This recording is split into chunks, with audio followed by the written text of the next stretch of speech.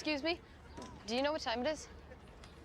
11:30. In 2010, the world was first acquainted with a little series on the Cartoon Network simply called Adventure Time. The surreal and wacky comedy series that followed a pair of wannabe heroes as they navigated the mixed up and unpredictable post-apocalyptic world of the Land of Ooo, coming across countless random characters along the way, such as a kingdom of sentient candy people, a mischievous vampire girl, and a creepy old wizard who's obsessed with abducting princesses. While its almost improvisational storytelling was something new and fresh, for its first few years it still carried many of the hallmarks one expected of an animated series. But as the series progressed, things started to change, as layers were slowly pulled back to reveal there was far more lurking under the surface than many people realised. It became a series about the blurred line between good and evil that showed each of its characters healing from their traumatic pasts against the backdrop of these grander story arcs where all of reality hangs in the balance. Thanks to key staff members, namely Adam Muto and Rebecca Sugar, the show was growing up with its audience in a way never quite before seen in the world of Western animation. And people took notice. During the mid-2010s, Adventure Time was a staple of pop culture that you just had to be there for, with a majority of its audience reaching far beyond its intended age group. But what was truly remarkable about Adventure Time was how it started a movement in the animation industry that would define the 2010s. Cartoons that would start off deceptively wacky and simple, only to later reveal an epic and emotional story that went to incredibly dark and interesting places, designed to keep their online devoted fan bases in a vice grip. And we ate every single one of them up. Gravity Falls, Steven Universe, Star vs. the Forces of Evil, Voltron, Tangled the series, She-Ra. The animation industry had leaned heavily in this direction, and people took notice, with what was once viewed as mere distractions for kids now rivaling the quality and popularity of the most prestigious of primetime TV. But something else was going on in the wider world at this time. After decades of constant protests and fighting, the LGBTQIA+ community was finally securing the rights they had always been denied, and as a result had become far more visible than ever before, which meant a gradual influx of new media made by queer creators for queer people, and that included all ages programming. While the creators would still have to fight tooth and nail behind the scenes, we began to see more LGBTQIA+ rep in animated shows. Characters who weren't hidden behind metaphors that were given depth and allowed to openly express and celebrate their identity. In a few years, we went from virtually no gay characters in cartoons to most new shows including some sort of representation. And yes, sometimes it wasn't the best or fell on old harmful tropes, but we were overall still making progress. Young queer kids were getting to grow up seeing themselves in the media they watch. Characters who teach them to love themselves exactly as they are and that they are not alone. Both these movements would reach a pivotal moment in early 2018 when Disney Television Animation announced they had greenlit two brand new animated series from Gravity Falls alumni. The first being Matt Brawley's Amphibia, which I think I've talked about enough at this point. But the other, and the one that really got people's attention, was The Owl House, created by Dana Terrace. Over its 3-year life, the show would constantly push the boundaries of its characters and storytelling to new and exciting places we never thought possible, especially on the Disney Channel. In a sense, the show was meant to be a victory lap, a celebration of how the animation industry had changed over the past decade that leads us into a bright future. But instead, it would become a sobering reminder of how much work there is still to be done, as well as everything we stand to lose over the following decade.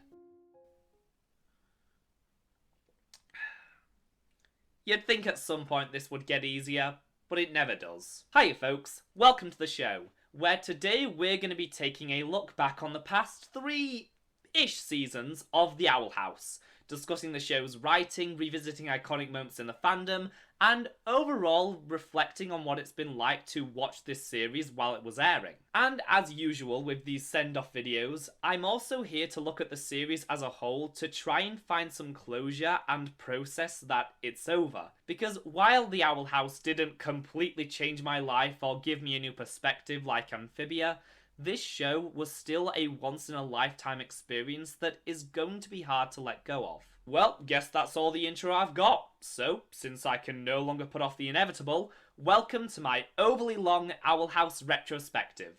In the early 2010s, recent graduate of New York School for Visual Arts, Dana Terrace, was interning at the studio Jib Jab, where she met a crew member from the hit Disney Channel animated series Gravity Falls, who sent her a storyboard test for the show. Terrace had always had a deep passion for animation, growing up on shows like The Powerpuff Girls and The Simpsons, as well as films by Hayao Miyazaki and Studio Ghibli, all of which would influence her throughout her career.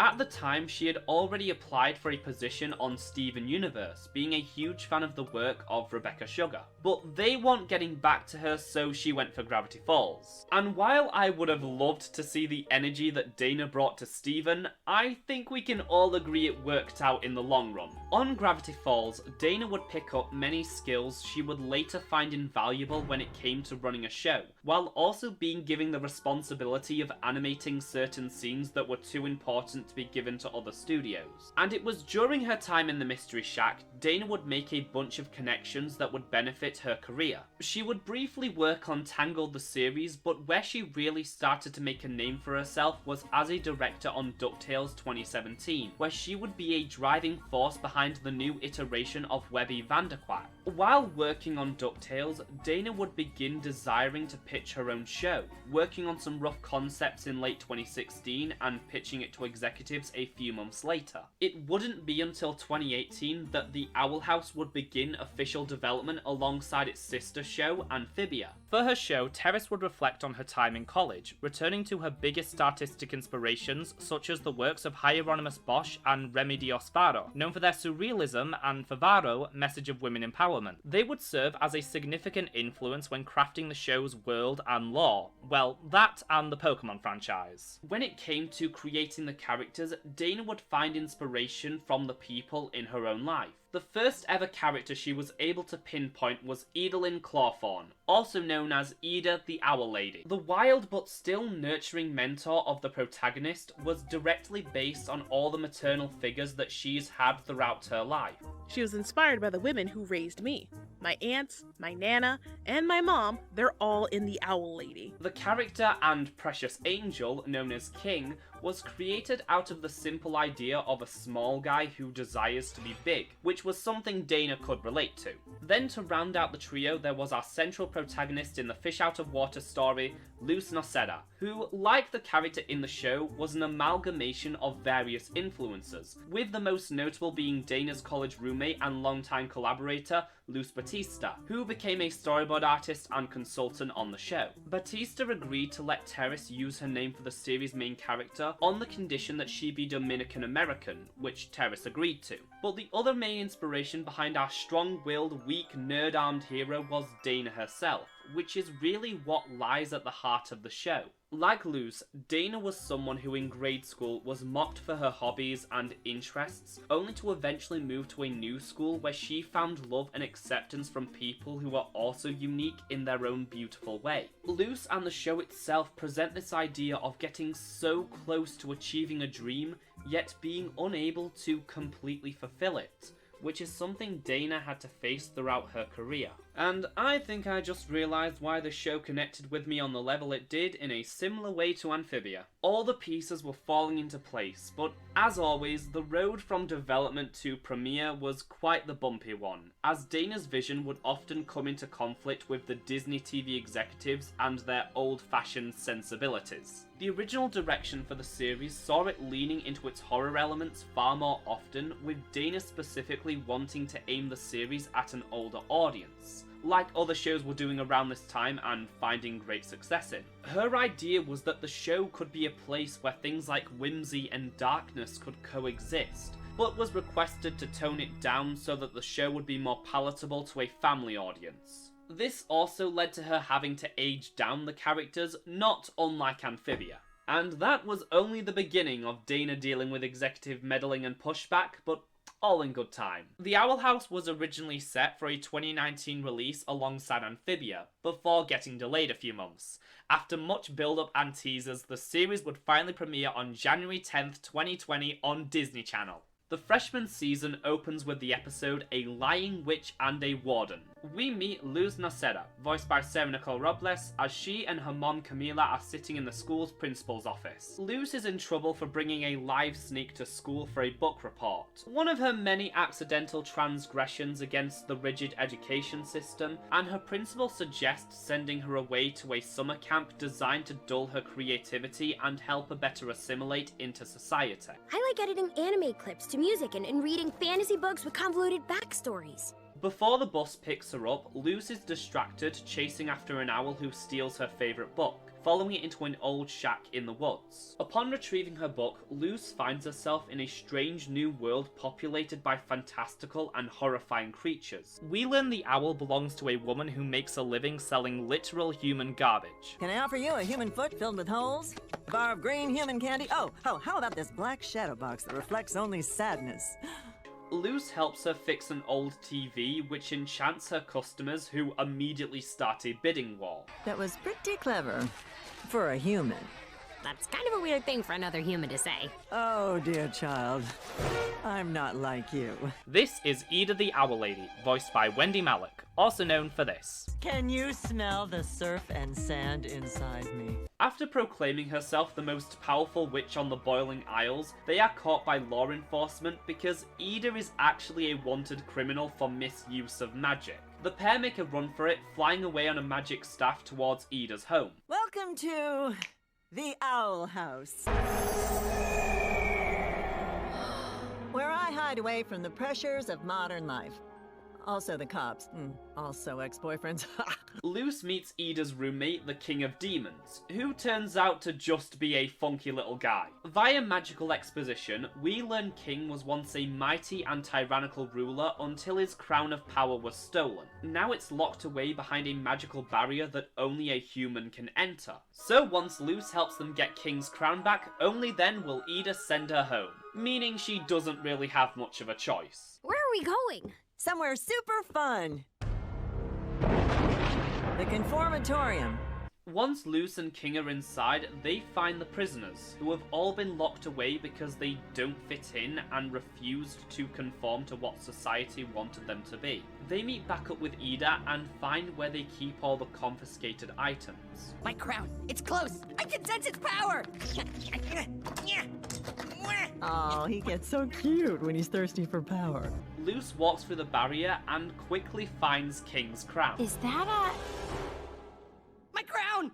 Even taking into account the turns this show's story would take, this is still easily one of its best plot twists, though Luz doesn't find it quite as amusing. King and I don't have much in this world, we only have each other. So if that dumb crown is important to him, it's important to me. Besides, us weirdos have to stick together, you know? They are found by the Warden, who, as it turns out, has got the hots for Ida, which he demonstrates by decapitating her. When Ida rejects him, Luz momentarily takes out the Warden, allowing them to escape, freeing all the prisoners on their way out. Unfortunately, through the power of fantastic animation, the Warden is able to stop them in their tracks. Luz notices the prisoners aren't escaping, because they think it's futile as they'll just get caught again. So you have a different way of doing things, a different way of seeing things. That may make you weird, but it also makes you awesome, don't you see? Why are you helping us? Because us weirdos have to stick together. So the weirdos rise up and defeat the Warden, with Luz delivering the final blow in the form of a callback to the opening of the episode. Back at the Owl House, Ida upholds her end of the bargain and tries to send Luz home, but upon thinking it over, the small human gets a crazy idea. I don't fit in at home. You don't fit in here. If I stay, we could not fit in together. So Luz is going to stay and learn to be a witch, working for Ida in return. While Luz settles in for the night, she gets a text from her mother asking how things are going. Your sleep cocoon looks fluffy.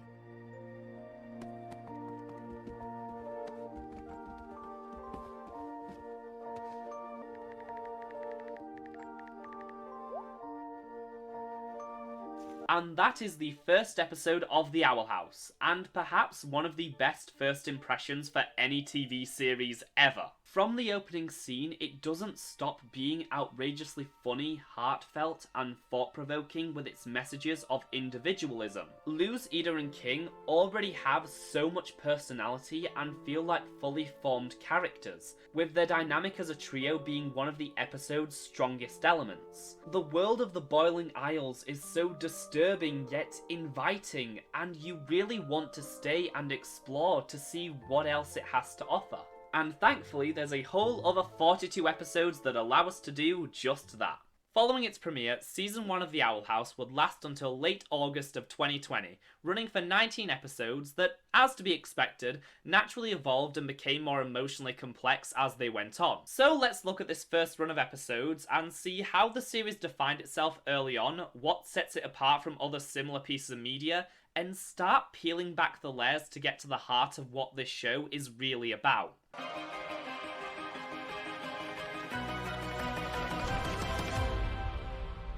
For its first batch of episodes, The Owl House was concerned with slowly expanding the world of the Boiling Isles, introducing the rest of its supporting cast, and telling us how their version of magic works, while also simultaneously breaking down viewers' expectations by having Luz share them to criticise played-out tropes by spinning them into valuable lessons for the characters and the audience. The second episode, Witches Before Wizards, is a full deconstruction of the Chosen One trope in fiction, especially those revolving around prophecy. On her inaugural day as a witch apprentice, Luz finds this isn't going to be anything like what she imagined. Being a witch doesn't happen overnight. Also, you're wrapped in a bathrobe and wearing the dirtiest traffic cone I've ever seen. Luz is tasked with heading around the town of Bonesborough delivering Ida's homebrew potions, and starts questioning if she's the only human to have ever landed in their realm. I haven't seen any others.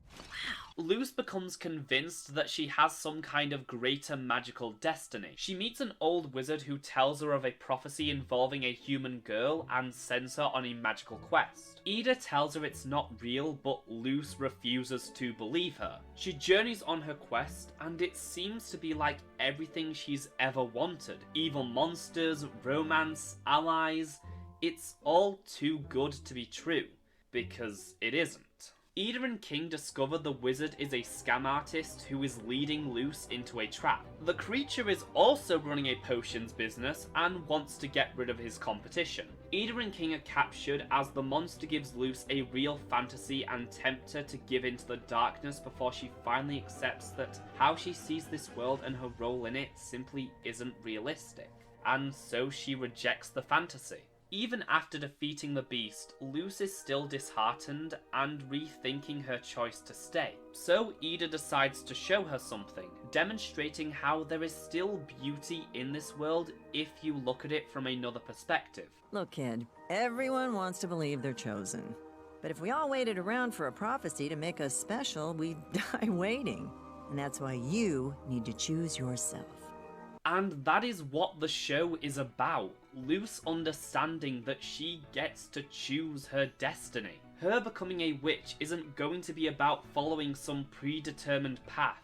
She has to carve a new one and find her own way using her resourcefulness and determination. And as Luz keeps exploring the world of the Boiling Isles, she does slowly start to find her way, even if it isn't conventional, which is where a lot of the neurodivergent coding of not only Luz's character but the entire series starts to become very prevalent. In episode 4, we learn that a witch's magic stems from a bile sac that is attached to their heart, something Luz obviously doesn't possess, which brings into question if she'll even be able to learn magic. That is until she discovers a symbol that appears within a spell, drawing a glyph which gives her the power to create light.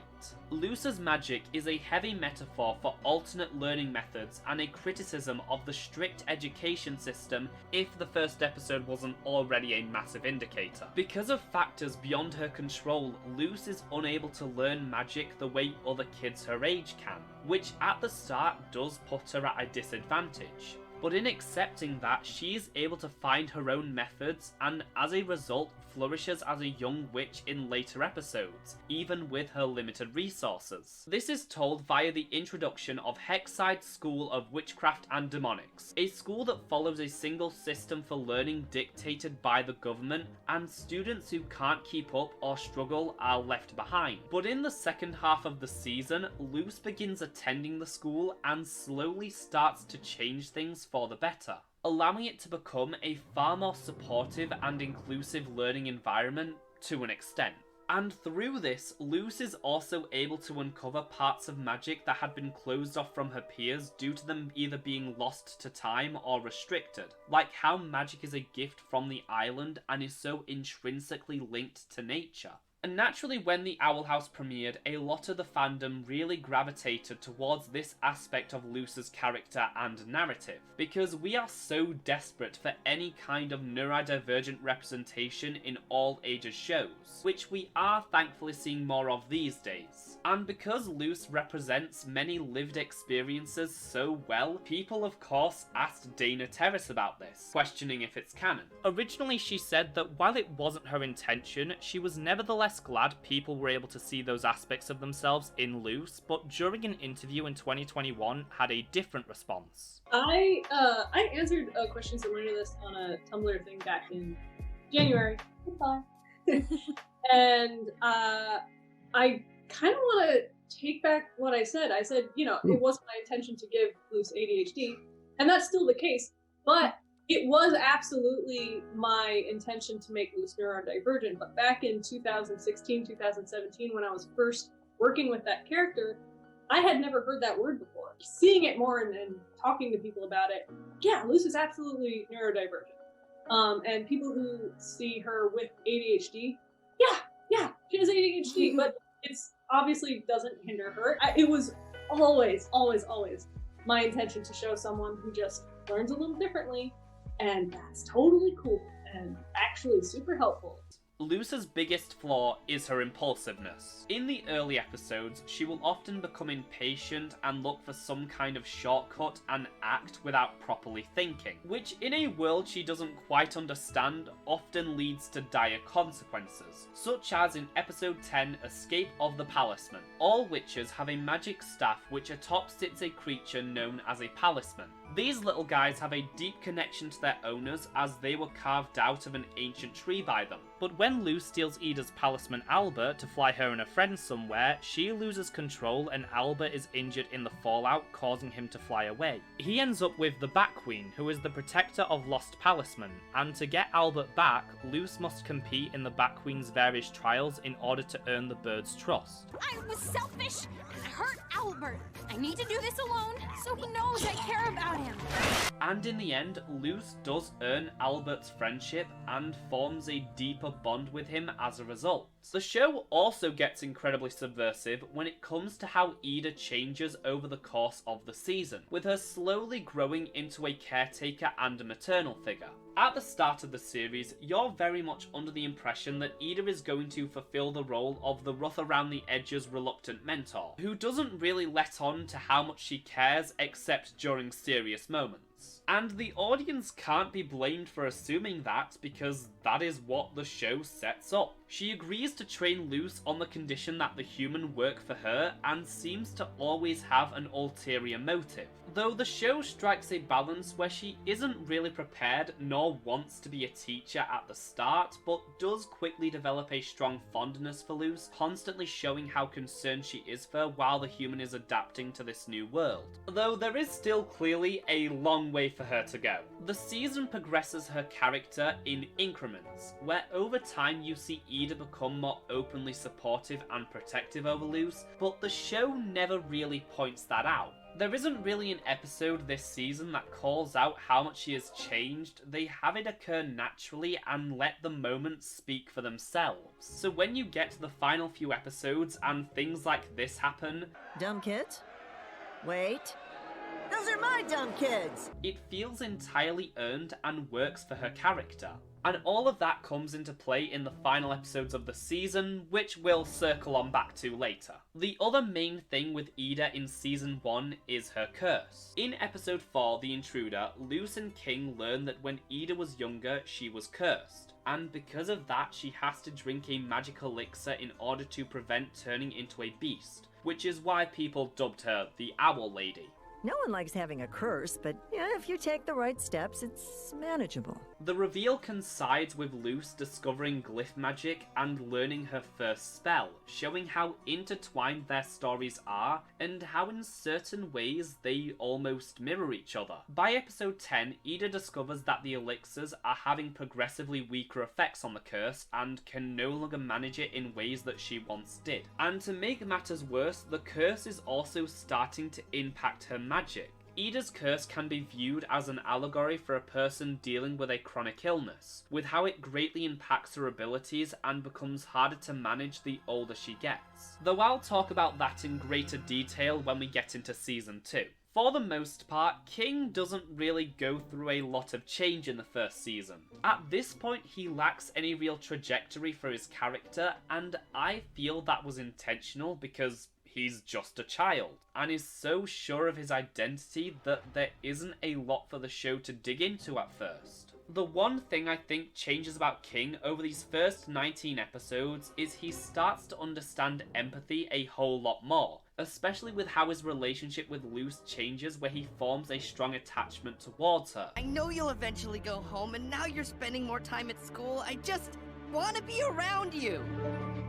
If I had to sum up King in a single sentence, I would say that he is a whole heap of self-loathing and abandonment issues which are compensated for by his literal god complex. King's desire for power over others is of course due to his backstory, but I think it also stems from him desiring to have some kind of control over his life, especially since he's constantly undermined by how everyone treats him. In episode 10, King finally achieves what his heart desires when he uses Ida's curse to become ruler of the playground, until she's captured by monster hunters and King gives up his throne to rescue her. And the show does still explore certain insecurities, like when he is made the co-MC of a major event, but then he completely chokes and finds he has terrible stage fright. We're going to talk about Hootie in detail later, but for season 1, here's what you need to know. Hootie is the birdworm demon who lives in the house itself, acting as a door greeter as well as a built-in defense system. The main joke with his character is that he is clingy and overbearing, loudly celebrating whenever he is included in group activities and wanting to form connections with others. Despite how annoying they find him, he is still appreciated by the other characters and is far more than simply the butt of the joke. The way I see Hootie is he is a representation of the worst parts of ourselves, with his nagging desire to be accepted, which more often than not ends up pushing people away.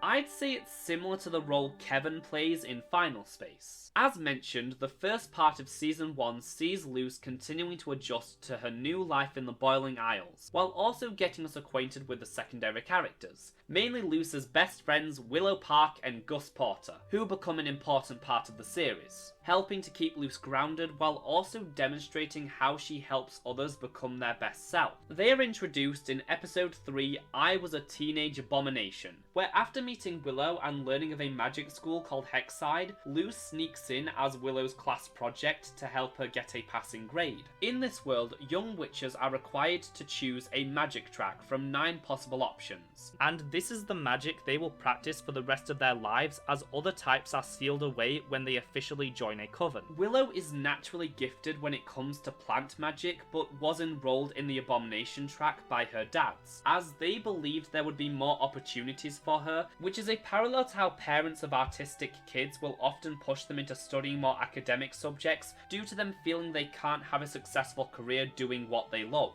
When the jig is up and Luce is under threat of being dissected, Willow shows just how powerful she is, impressing the school's principal, who switches her over to the plant track. From there, Willow would go on quite a journey, slowly building her confidence in both herself and her magic to a point where she would gain the admiration and respect of her peers and blossom into one of the most powerful witches on the Boiling Isles despite her age. But more on that later. In the friendship group, she has the important role of permanent custody over the single collective brain cell, being the most mature and level-headed with common sense. Something Luce at this point desperately needed. Augustus Porter is a child prodigy in illusion magic, being the youngest and having skipped a few grades. This has led to him having many insecurities and feeling that no one else really takes him seriously. To avoid having to think about that, he throws himself into his main passion, the human world, being the head of the Human Appreciation Society. I've known Augustus back in the human world. We called him Gus. Gus? Nickname? Human nickname? Gus? Gus's youth and fascination with humanity gives him this infectious and unfiltered sense of wonder, as he finds astoundment and beauty in so many of the mundane things we take for granted, even if he doesn't quite know what they are. There was an argument that Gus was underutilized in the first season compared to everyone else, and didn't really get to grow beyond being comic relief, which is a stance I don't really agree with because from his introduction, Gus was easily one of my favourite characters. He is such a supportive and reliable friend to Willow and Luce, and goes out of his way to help anyone he can because he understands what it's like to be overlooked and not fit in, so he doesn't want anyone else to have to go through that. Maybe he didn't have as many spotlight episodes as Willow, but the ones he did have demonstrate how multi-dimensional he was even back then, and seeing he was just comic relief really does him a disservice in my opinion. The episode Something Ventured, Someone Framed sees his human expert status called into question by a new kid at school, Bartholomew. So in order to keep his role as the head of the Human Appreciation Society, he brings in Luce. Only problem is, due to her previous adventure at Hexside, Luce has been banned from the school. But Gus, out of desperation, and despite Willow's protest, lies to Luce that he got the ban lifted and hides all the wanted posters, sneaking her around until they're caught by these pleasant fellows. Luce is sent to the detention pit, which is a giant monster that conditions kids into being good students, and to save her, Gus gets himself in trouble so he too can be sent to detention. Being younger than everyone is hard. You're overlooked, ignored. But at the HAS, I matter. I can make sure no one would ever get left behind. I didn't want to lose that.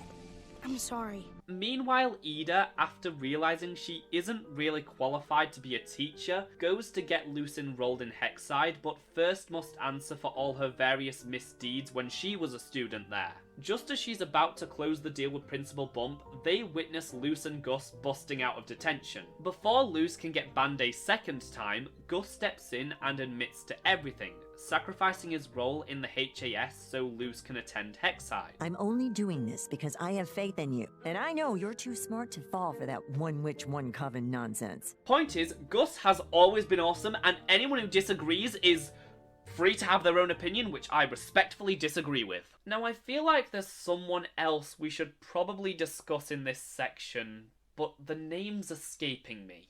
Oh, right, Tom. Is this really what you want to be doing with your life? Tossing kids from cliffs? Actually, yes. It's been my dream since I was a boy. I was a strange child. Okay, let's talk about Amity, one of the most significant and recognizable characters from the show. She was introduced in episode 3 as your generic preppy bully character, being the top student in the Abomination track who becomes madly jealous when Willow takes her title and will stop at nothing to reclaim it. And back then, no one really gave her a second thought. It wasn't until her second appearance in episode 5 where we started to get a much greater ideal of what her deal is. While at the convention, which is essentially the witch equivalent of a job fair, Luce challenges Amity to a witch's duel, with the stakes being high, as if Luce loses... If Luce doesn't win, she'll have to stop learning magic. When Ida realizes that Luz stands no chance of winning, she sets traps all over the arena. However, it's revealed the other side weren't exactly playing fair either, as Amity's teacher used a power glyph to boost her performance without her knowledge. Amity leaves humiliated as Luz chases after her. Amity vents about how she has been working her whole life to get to the top, and all Luz does is keep managing to embarrass her. Say it! Say you're not a witch! I'm not a witch.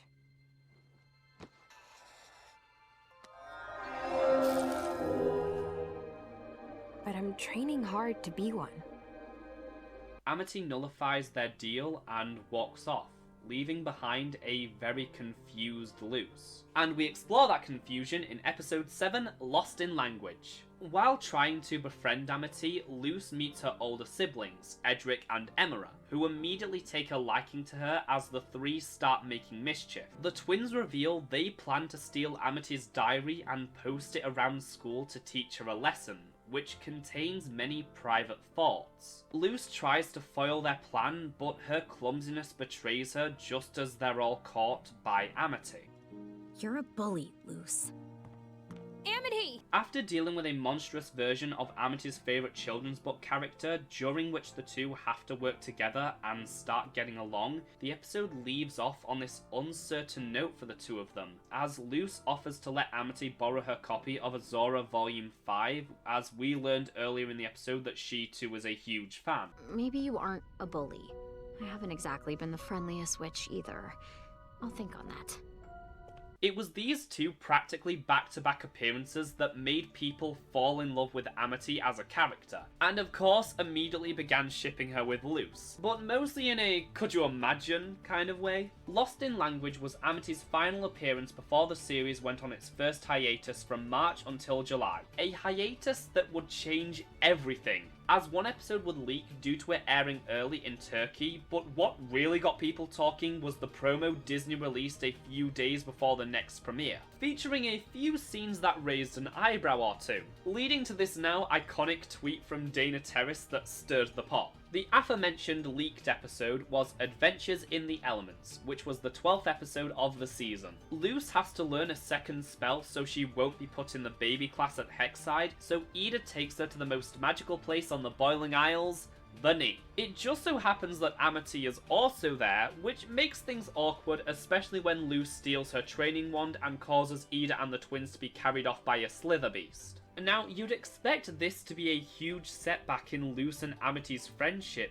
but that doesn't happen. Amity doesn't tell Luz to stay back because she's angry, she does it because she's genuinely concerned for Luz's safety. And this is one of the early examples of something that will come up a lot in later episodes, where the show never opts to sacrifice character development for pointless drama. This is a show with incredibly well written and human characters who react naturally to situations and don't immediately jump to the worst possible conclusions about each other. Moving on, Luz learns her second spell, her and Amity save the others and have a sweet moment at the end. The next episode is Luz's first day as a student of Hexside, in which she struggles to choose a single magic track, makes new friends, saves the school from a magic-devouring basilisk, and due to her bravery is allowed to study every kind of magic. You know, only one other student wanted to study every track.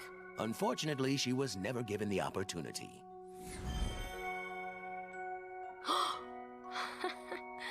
I should have guessed. Though the one moment from this episode people couldn't stop dissecting was this. So you two go to the same school now. That doesn't change anything. Huh? Interesting. And all would finally be revealed starting with Season 1, Episode 15, Understanding Willow. Every story-driven modern cartoon has that one episode, often late in Season 1, that completely changes the game and takes the series to the next level visually and emotionally and cements what the show is going to be moving forward. And Understanding Willow was that episode. Previously in the season, it was revealed that Willow and Amity were once friends, but at some point they grew apart. So now that Amity is becoming a better person, it was time to expand upon that. Through wacky mishaps, Amity accidentally erases all of Willow's memories, so now her and Luce have to go into Willow's mind and restore them, but have to hide from a flaming monster that's after Amity because of the damage she caused. The monster turns out to be the inner Willow, wanting to burn every memory Amity touched and her along with it. But first, they relive the moment where Willow and Amity's friendship ended. Then you let your new friends pick on her for years, all because you thought she was weak. Well, now I can erase all that pain. But Amity reveals there was something else no one knew about. Amity's parents saw Willow as weak and forced Amity to sever their ties, or else they would ruin Willow's life by ensuring she would never be accepted into Hexside. Amity apologizes for what happened between them and promises that she won't let anyone pick on her ever again. I think Willow should keep her memories of you. The good and the bad. Me too. They fix everything, leading to this beautifully melancholic scene just before they exit Willow's mind, having restored all her memories, with her also knowing everything that happened while they were in there. I can't say we're friends, but it's a start. Which brings us to Season 1, Episode 16, Enchanting Gromfright. Perhaps the most important and hyped up episode of the entire show's run. Remember that promo and those little moments of Luce and Amity dressed all fancy?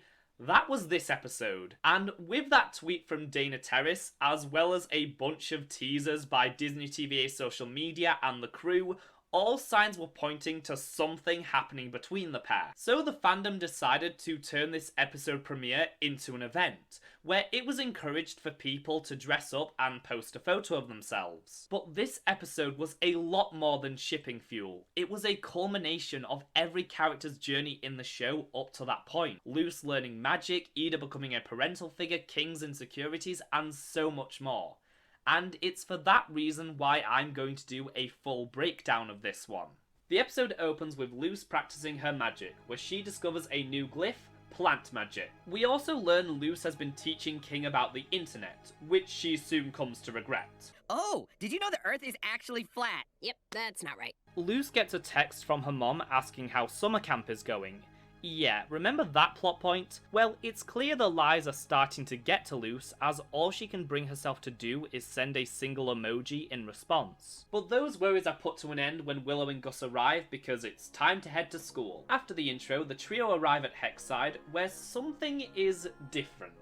Did everyone get a haircut? Oh yeah! I forgot you've never been here for the social event of the season. We learn the school is prepping for Grom. Luce is excited to find out they have their own version of prom and jokes about being voted Grom Queen, to which Willow hints that isn't really a good thing as Amity accidentally bumps into them. Watch it, nitwit. Oh, hi, Luce. And Co. Sorry about that. Here, your note. Man, you got some quick grabbers. It's private. Over the intercom, Principal Bump announces this year's Grom Queen will be Amity Blight, as a hushed silence falls over the halls. Well, except for Luce. Later on, Luce enters the gym, excited for the night's festivities. She presses a button revealing walls of weapons and an underground arena. Medieval torture seems like a strange theme for Grom, but hey. They're not for decoration. This arena is where I'll make my debut as Grom Queen. Amity tells Luce that Grom isn't just a dance, as underneath the school lurks the monster, Grometheus the Fearbringer, which once a year tries to break free as one of the students must defeat it so it doesn't escape into the town. Grom can read minds and shapeshift into your worst fear.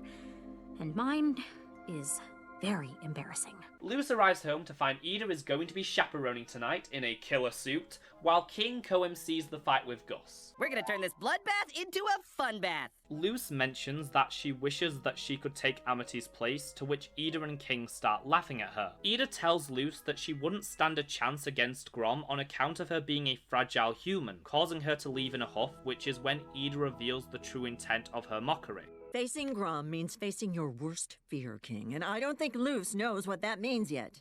Luce angrily stumbles through the woods where she hears something in the bushes, bravely charging in, where she accidentally whacks Amity with a stick. Amity is taught to bump but has been refused, meaning unless she can find a replacement, she will be Grom Queen. Who'd want to switch with me? I would. I'll take your place and face Grom in the arena. I'll be your fearless champion. While deciding what to wear, Luce gets another text from her mom and once more can't bring herself to type anything. Amity, Edric and Emera start training Luce by trying to make her face her worst fears, which are all very surface level, to which Amity asks Luce what her real fear is. Luce's response is that she's scared that Ida is right, that she can't do this, and that she'll never be a witch.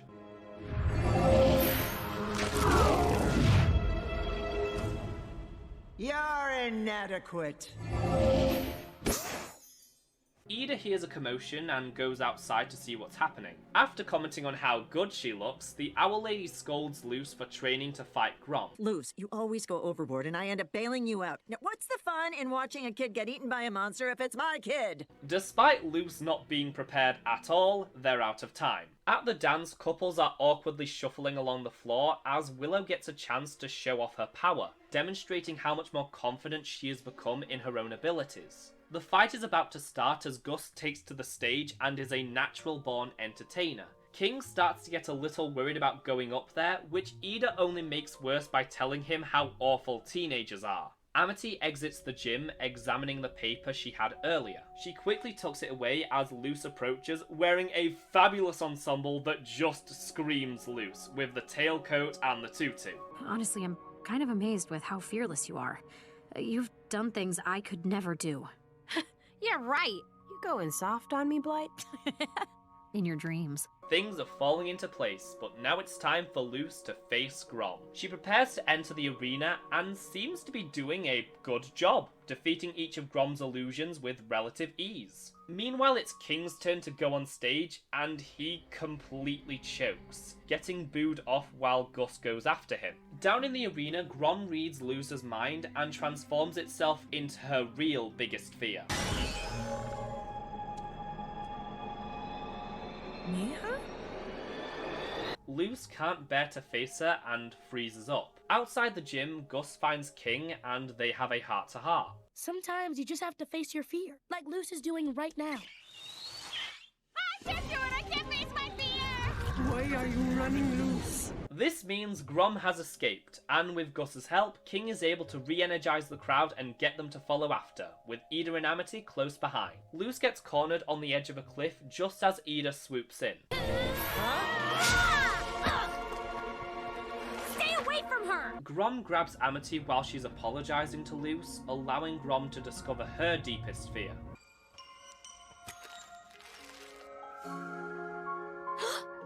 You were afraid of getting rejected. Amity, it's okay. What if I went to Grom with you instead? With that done, Luce and Amity team up to take on Grom, in the form of a dance battle. An ode to be back in 2020 witnessing this scene for the very first time. With the help of those extra frames per second, the pair of enchanting dance partners swiftly deal with Grom, defeating it once and for all. So, who did you want to ask out? Oh, it's not important.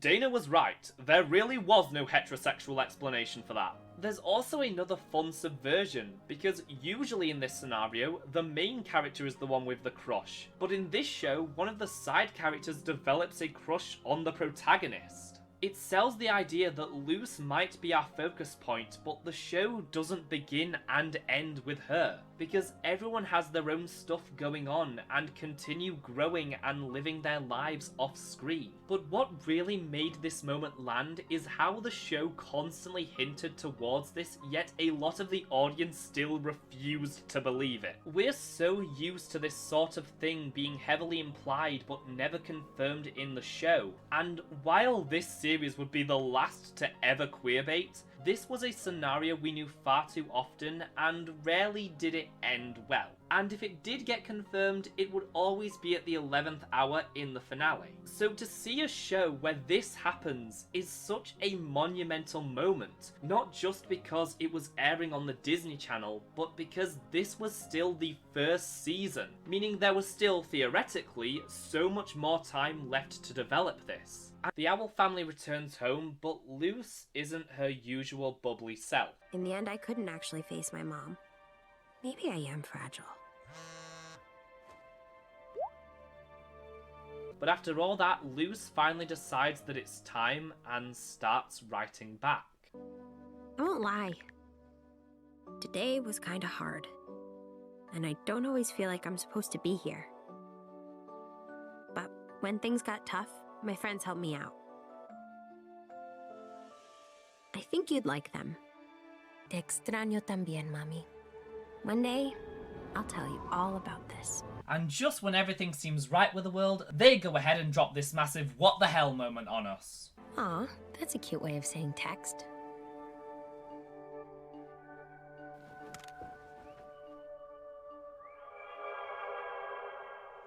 And that was Grom, one of the most important episodes in the history of this show that demonstrated how great this team was at tying in so many ongoing storylines into a single episode. Which was really just them stretching their muscles for season 2, but we'll get back to that a little later down the timeline. The following episode, Wing It Like Witches, is all about the changes Willow has gone through since her introduction. But the school's resident mean girl, Boscha, can't stand how popular Willow has become and continues trying to pick on her. Amity does uphold the promise she made. Even with that though, Boscha continues bullying the trio, and because she's the captain of the Grudgeby team, the school faculty refuses to do anything about it. Once again continuing this show's relentless criticism of the education system. Boscha could get away with murder if she wanted to. What's this? Boscha got away with murder? I can't say I approve, but at least she's trying new things. Luce challenges Boscha to a game of Grudgeby in Willow's name because she sees this as a sports movie. Again addressing how Luce keeps trying to force her fantasies into reality, which never goes well. But Amity isn't willing to help, both because after Grom she has become a blushing mess around Luce. Me? On a team with you? Running around in cute uniforms? Sweating? I gotta go! But also because she was once the star player on the Grudgeby team, but had the exact same problem as Luce, which caused all the other players to be injured. Upon realising they can't win, Luce goes to Boscha and volunteers herself to be her main target from now on, while Amity quickly rushes to Willow and Gus to tell them what Luce is doing. She can be so stupid, which I love. I mean, hate! In any case, she needs you right now, which is sweet. I mean, I hate it, and it's dumb! You lost me. Willow arrives to save Luce and says the game is back on, now with Amity joining their side. You just destroyed your social life.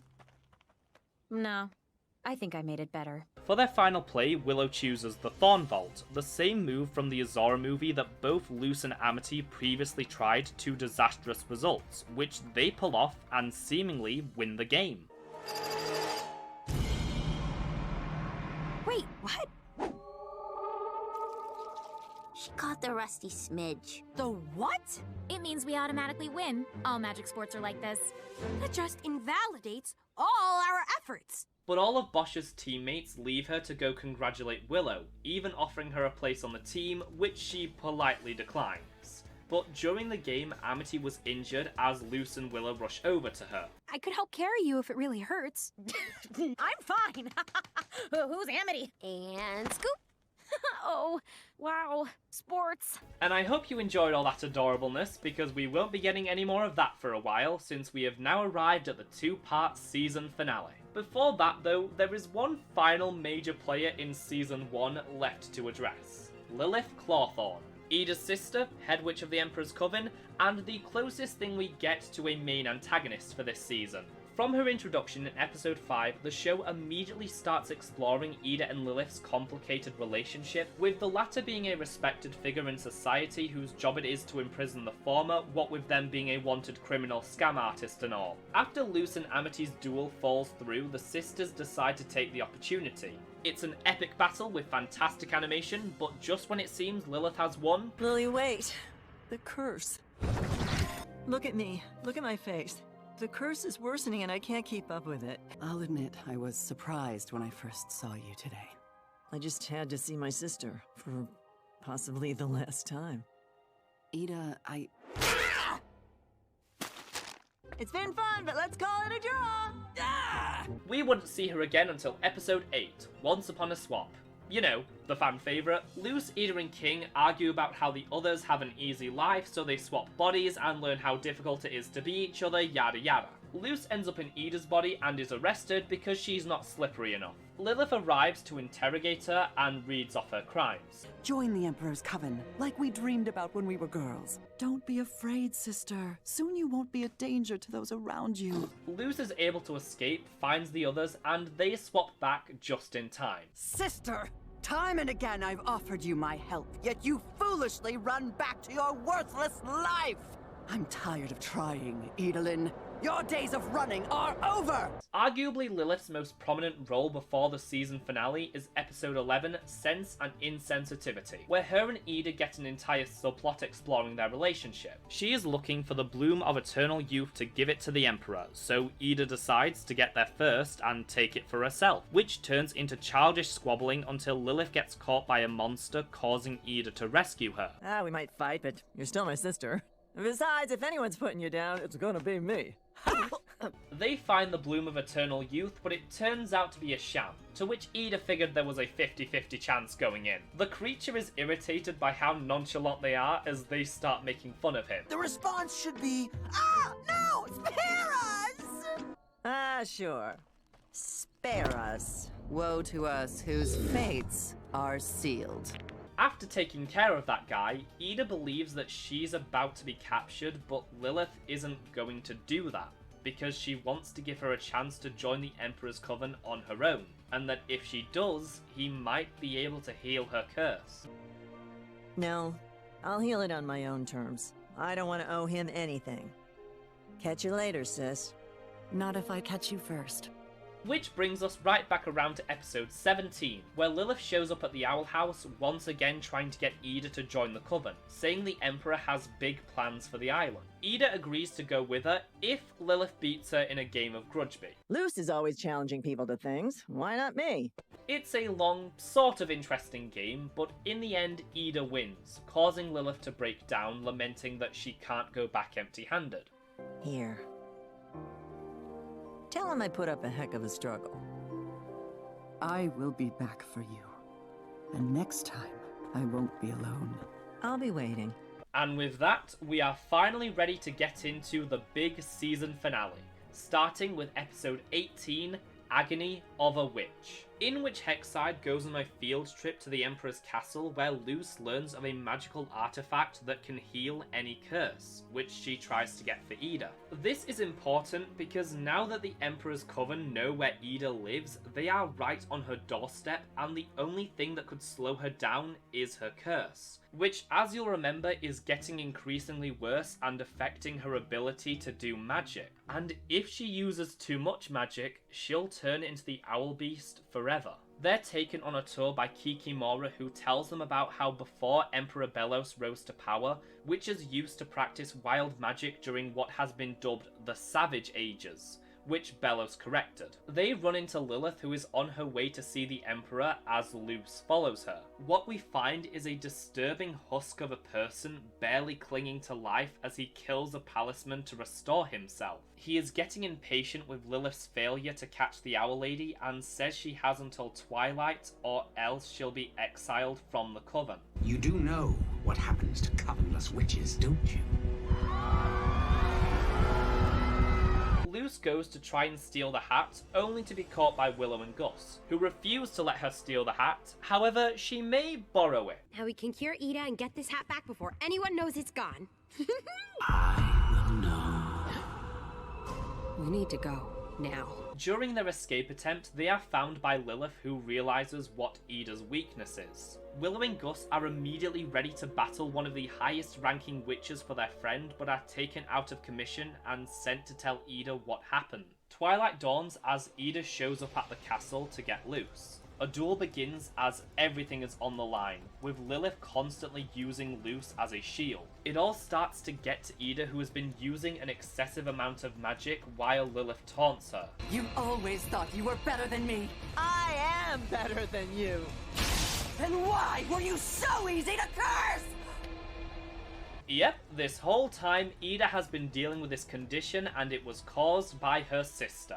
Which adds this whole new disturbing context to all their previous interactions whenever Lilith brought up the curse, especially in the later episodes where it's used mostly as an insult. Lilith attempts to throw Luce into a spiked pit below, and Ida uses her last bit of magic to save her.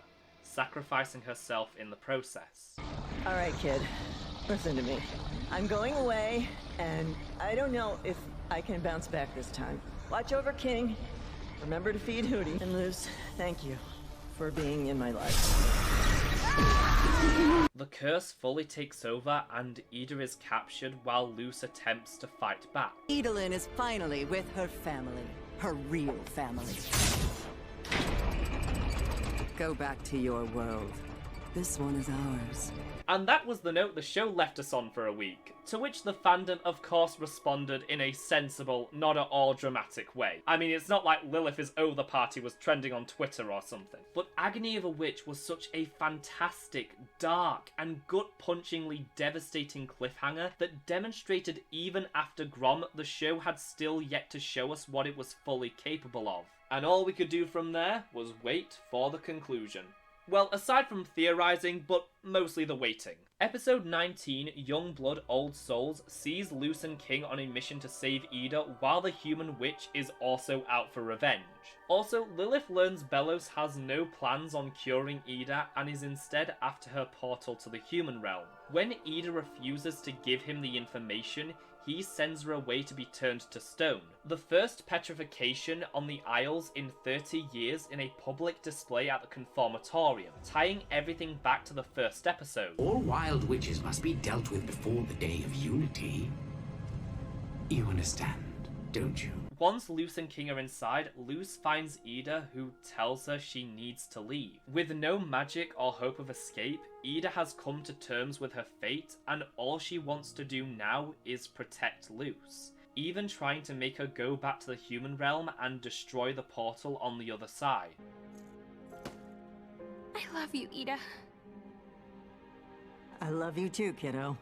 Ida is taken away, leaving a distraught Luz, who is discovered by Lilith. The head witch wants to talk, but Luz won't hear it, attacking her until they fall through the portal door. Once tensions calm down, Lilith tells her the full story. As children, her and Ida were inseparable until the day they went to sign up for the Emperor's Coven tryouts, and found out there was only one spot available and that they'll have to duel for it. Lilith knew Ida was more powerful and would have won, so she did something desperate. Emperor Belos always said, to be great you have to make sacrifices. I found a spell that would take away her powers.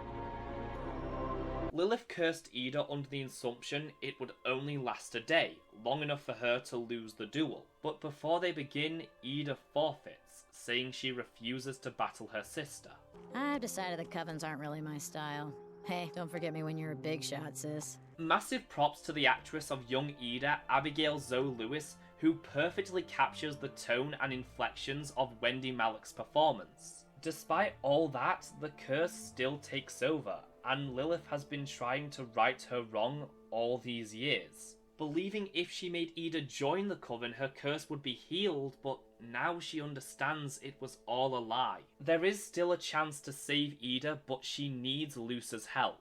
The trio was soon intercepted by Belos, who sends Lilith and King to be petrified with Ida, leaving him alone with Luz. Meanwhile, Willow and Gus, knowing full well Luz is going to be trying to save Ida, attend the petrification in case she needs them, but then end up starting a full-on revolt, taking over a news broadcast and rallying the rest of the townsfolk. It's a minor scene in the finale, but it does so much for Willow and Gus as characters. Just like everyone else, they've been part of and abided by this unfair system all their lives. And here they are taking a stand against the highest authority of their world for the sake of these people they've only known for a few weeks, but deeply care about. In the caverns below, Luz and Belos engage in an intense battle where Luz gets to prove just how much she has grown in her magical abilities. Something we'd seen throughout the last few episodes, but really became noticeable here,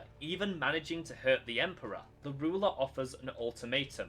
Give him the portal, and he'll let Ida go. You probably think we want to invade the human realm, but the Titan's will is not so boorish. You'll understand soon. Luz seemingly gives in, as it seems Belos got everything he wanted.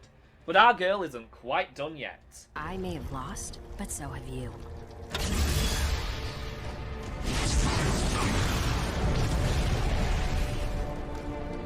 To save both the human realm and the Boiling Isles, Luz sacrifices seemingly her only way home. She understood even with her skill, her magic wouldn't be enough to win. So she did what she's done since the moment she arrived on the Boiling Isles. Make do with what she had and used people's expectations of her against them to somehow come out on top. Luz stops the petrification and the entire family escapes. Children of the Isles!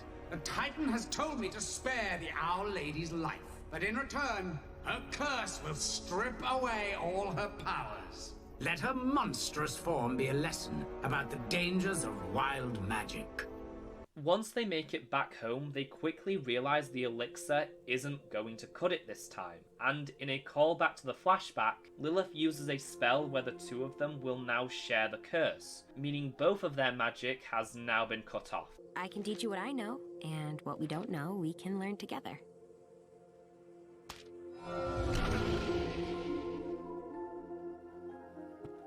Thanks, kid. I look forward to that. Later that night, Luz is recording a video for her mom that she can't send, explaining everything and promising to find a way back. We'll be keeping an eye on the inhabitants of the Owl House. In the meantime, the Day of Unity is almost upon us, and we have much work to do. We'll be talking a lot more about Belos in Season 2, because there is a lot that has to be said about his character and what he represents, but we can only really do that with the context of later episodes. But after building him up over the course of the first 17 episodes, man did this show deliver on his introduction, presenting us with this frail yet still dangerous presence who prefers manipulation over brute force. Such a threatening and intriguing character who really ups the ante above anything the series had given us thus far. This finale allowed for each character to arrive at the end of the first leg of their journey. After struggling to find her place in this world, Luz has become proficient at magic to a point where she is able to handle herself. Ida settled into a role as a mentor and maternal figure, but has now lost the use of her magic, the thing that till now has defined her. King has become more open and isn't afraid to express his emotions, and Lilith, well, she just got put through the ringer in those last few episodes. Needless to say, the #LilithIsOver party didn't last long, as people saw that, like most of the characters on the show, she was someone deeply flawed who made mistakes but was willing to work on herself. Aside from Amity, who was benched following her injury during the Grudgeby episode, every major character introduced so far was given a moment to illustrate how much they were able to grow since they had been established. Throughout Season 1, the Owl House continued to delightfully surprise us at every turn, with its thoughtful deconstruction of played out storytelling tropes matched with thorough character exploration and development that gave each of its leads a strong sense of linear progression where episode by episode you can see things affect them and how they start to change as a result. And it topped it all off with a world that was rich with detail and lore, a twisted yet charming sense of humour, beautifully macabre visuals, along with LGBTQIA+ rep and storylines that once upon a time seemed impossible,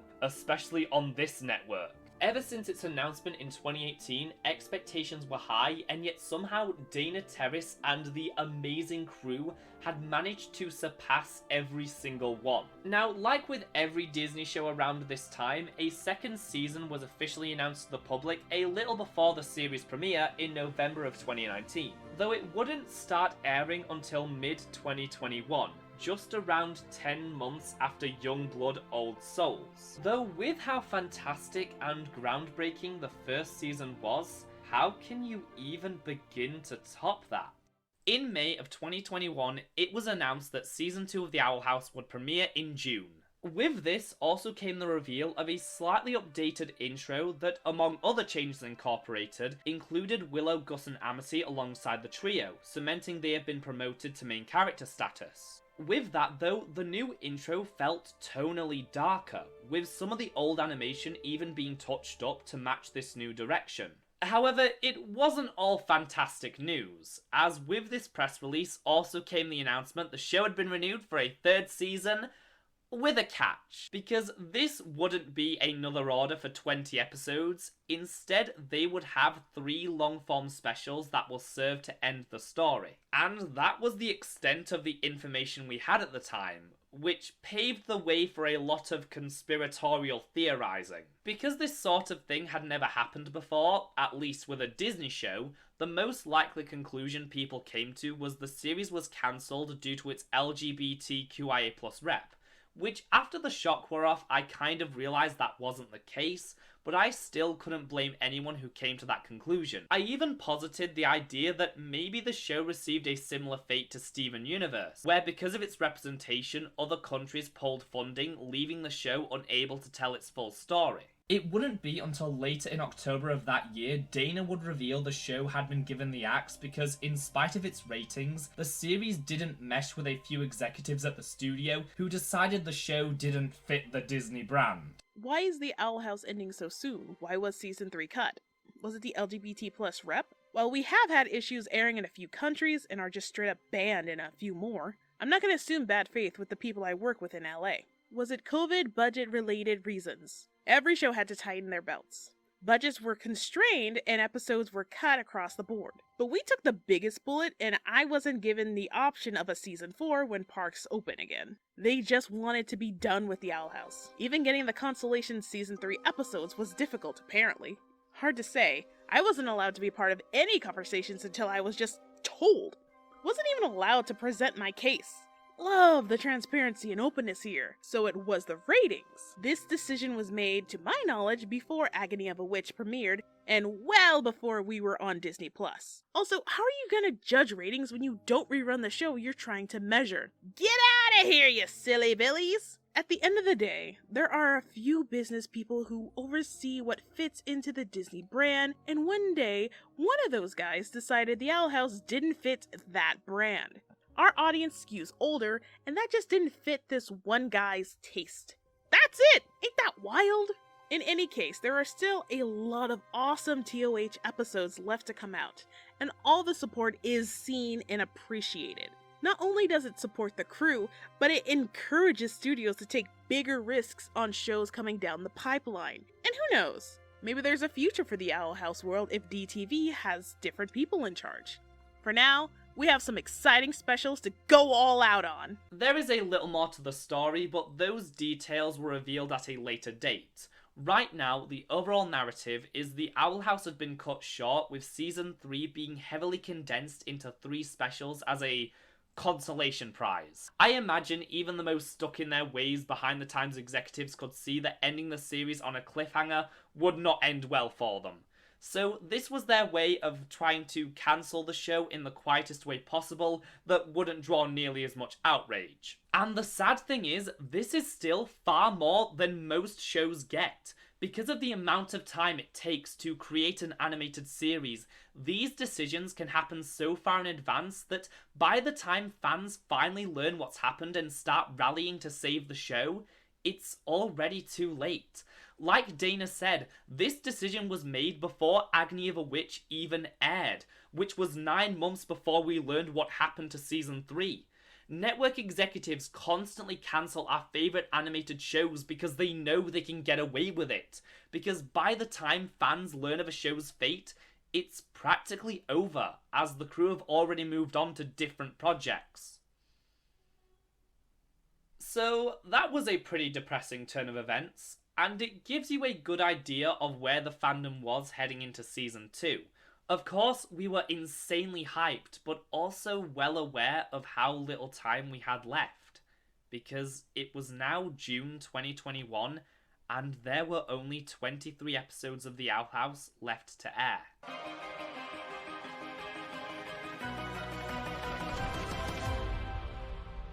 Season 2 of The Owl House ran from June 2021 to May of 2022 and lasted 21 episodes. Usually Disney shows are given an order of 20 episode seasons, but because season 1 of The Owl House only had 19, we got an extra one in this batch, bringing the show to 40 total episodes, not counting season 3. The sophomore season premiered with the episode Separate Tides, which dealt with a lot of the fallout from the season 1 finale, while also starting to set up where this whole thing is heading. After the petrification ceremony, Ida has has lost her magic, something Luce feels responsible for, as the Owl family have now become bounty hunters to try and make ends meet but are only barely scraping by. Out of guilt, Luce embarks on a dangerous hunting expedition in spite of Ida turning it down, leading to her and King joining a crew on what we later find out is a boat owned by the Emperor's Coven. Luce runs into Ida when she attempts to rob the ship, only for the pair to come face to face with Emperor Belos's right-hand man, the Golden Guard, who has King. He forces Luce and Ida to enter the home of the Selkie-Damas and slay the beast for the Emperor. Ida tries to convince Luce there's another way, but the human won't hear it, believing she has to do this alone, jumping down to fight the Selkie-Damas only for Ida to save her. You think throwing your life away is gonna help me?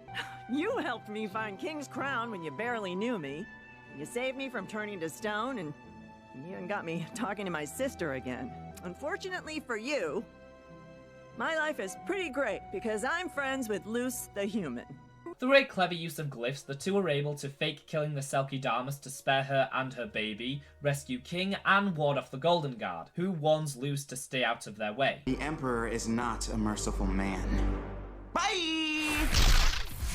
Meanwhile, Lilith is looking for a way to begin making things right with Ida after the whole curse debacle, and decides to concoct a potion that would give the household a peek into the Emperor's castle, but is constantly annoyed by Hooty, who tries to help. Lilith, like Luce, believes this is something she has to do alone, finding collecting the ingredients difficult, and questioning who she is without magic. Hooty eventually saves her from a swarm of firebees, and the two come to form a friendship. The episode ends with the spell being completed, but nothing much seems to be happening in the castle, or at least as far as our heroes are aware. Things are starting to feel right again.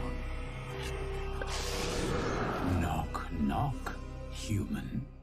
Something apparent from the jump is a change in visuals from Season 1 to Season 2. The second season carries a different tone, as everything is less saturated than before, giving the whole thing a darker colour palette, even if slightly. This is also helped by a lot of scenes taking place in the evening or at night, which is where the lighting and shading really get an upgrade. All this is to complement Season 2's more focused and mature direction when it comes to its storytelling, falling much more in line with Dana Terrace's original vision than anything from Season 1 besides Agony of a Witch. In fact, I would argue that that episode was used as the blueprint for this season in terms of tone and pacing, though without it feeling like an imitation. And I haven't really talked all that much about the show's visual design because there is so much to appreciate about how everything looks, especially the backgrounds. Everything looks so beautiful with effects like the grain or the imperfect line art that give off a similar vibe to a watercolor painting, and gives the entire show this very handmade look while also making the characters pop in the foreground. Or at least that's how it looks to me because I'm not really all that knowledgeable about art. Point is, it looks beautiful. Another thing to note is the upgrade in the character animation. In Season 1, there were a few key scenes in which animation was done in-house by artists such as Spencer Wan, who was the show's animation supervisor, but Season 2 kicks this up a notch. Every single episode in this run has at least one moment of gorgeously fluent character animation that, like Season 1, punctuate key moments for the characters. The other major technical shift going into this season was the change in musical composers. Season 1's background score was helmed by the legendary TJ Hill, who found the series' musical voice. There are so many significant moments in Season 1 that are heightened by the music, but for Season 2 the reins were handed over to the equally legendary Brad Breek, the composer of shows like Gravity Falls and Star vs. the Forces of Evil. While the season was airing, Brad Breek would upload full music suites for each episode to his YouTube channel, complete with fun looping animations for all your studying/relaxing needs. I've been using them for this video, and I'll leave a link down below for y'all to go check it out because his music became one of my absolute favourite things about the show. Let's get back to the writing though and examine where exactly our beloved cast of weirdos are during this point of the story. Starting with Ida. Last season didn't exactly leave her in the best shape, as now she has to cope with no longer having magic or being the self-appointed most powerful witch on the Boiling Isles. With her no longer being able to teach Luce or get into witches' duels, her main focus is now exploring both her past and her curse, which are often intertwined. Season 2, episode 4 is titled Keeping Up Appearances, and is all about Ida and Lilith getting a visit from their mother Gwendolyn. Every so often, she shows up with a new miracle cure for Ida's curse that never works, and Ida simply isn't in the mood to deal with it anymore. Luce can't understand why Ida would treat her mother that way, because she too is going through some issues, and teams up with Gwen to try and cure Ida. But all their Looney Tunes-esque shenaniganery just seem to exacerbate the curse. Luce pieces together that Gwen is being scammed by someone who is taking advantage of her desperation to steal her money. And this so-called soothsayer has also been feeding her lies about potions, so she steals all of Ida's elixirs, causing her to turn into the Owl Beast. According to this, we just have to... Have to what? Buy the next volume? Lilith also transforms and begins attacking Ida, after spending the episode depressed over how their mother always gives her sister more attention, forcing Gwen to confront the truth and discover it truly was a sham, and she's not happy about it. Right after Ida was cursed, I joined the Beastkeeper Coven. But the Beastkeepers told me the curse couldn't be tamed, and the healers told me it couldn't be healed. Ida told me she found something that made it manageable at least, but I didn't listen. In Season 1, I briefly mentioned how Ida's curse could be viewed as a metaphor for chronic illness, stating I would revisit the concept in Season 2. That's because this episode, and a later one in this batch, provide the strongest evidence for that interpretation. Gwen's story in this episode is an examination of the stigma that surrounds these sorts of conditions and how people often refuse to understand them. The episode opens with a flashback to when a member of the Healing Coven visited a younger Ida, and he gives her the gem she wears currently as a way of knowing whenever the curse will take effect. Gwen is not satisfied about this and wants to speak to him outside. My daughter is suffering and I want that thing out! Cut it out if you have to. This causes Ida to run away, stumbling across the portal to the human world for the first time. In the present day, we witness how Gwen's lack of understanding and love for her child has been twisted by someone feeding her lies and misinformation for their own personal gain, which is an allegory for something else that people often get annoyed at me bringing up in relation to this episode. Anyway, get your shots, kids. The hardest thing for Gwen is to accept the truth no matter how many people try and tell her. Ida's curse isn't something that can be cured, only managed. But as she says, she didn't listen. She takes her money back and uses it to buy more elixirs to try and make things right. By reaching out to her daughters and showing she's ready to understand, she's able to get through to them. I made you think your curse was something to be ashamed of. Whether we want it or not, it's a part of you. And I love every part of you. With the elixir, the curse is kept at bay again, and Gwen has begun repairing her relationship with her children by accepting the curse as part of their lives now and something they'll all have to learn to deal with. And later on in the season, we will see the effect this new acceptance has on Ida. The other major Our Lady focused episode is Season 2, Episode 7, Ida's Requiem. Here we meet Rain Whispers, newly appointed head of the Bard Coven and the first confirmed non-binary character of the series. The first of many. They are also Ida's ex, as the pair start to rekindle old flames when they start working together to save captured covenless witches and trying to figure out what Bellus's Day of Unity actually means. The reason Ida is so focused on helping the rebellion is because she's beginning to feel Luce and King are getting ready to leave, after she only just started to feel comfortable in her new maternal role. While out on a raid, which turns out to be a trap set by two other Coven heads, Darius and Eberwolf, Ida and Rain devise a plan. Earlier in the episode, we see Ida's curse has started to affect her in new ways, with her bard magic now destroying everything around it. The pair play together to try and take down the Coven leaders, even if it means sacrificing themselves. That is until Rain learns Ida has kids.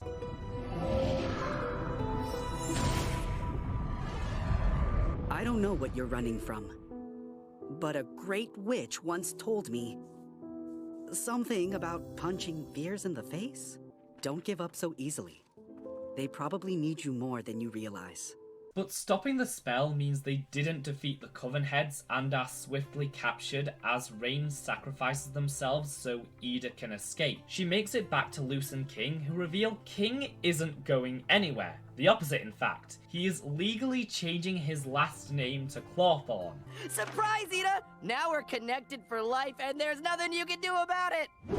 Is that what you wanted to tell me this whole time? Speaking of King, his story is the biggest and most developed through lines of Season 2A, with his search to understand his past and, by extension, himself. And it's kicked off by still one of my favourite episodes, Echoes of the Past, in which King, trying to prove he was in fact once a tyrannical ruler, takes Luce, Lilith and Hooty to the island he was hatched from in order to visit his castle. Much to Lilith's astonishment, they find murals that seemingly confirm King was telling the truth, until they are attacked by this delightful fellow and saved by Ida, who tells him the real story. 8 years ago, Ida discovered King when she was seeking shelter when they were attacked by the same creature, with King being injured during the getaway. Ida took King home, and while he was playing, she gave him the idea that he was a monarch. To prove she's telling the truth, Ida gives King the missing part of his horn, making his memory whole again.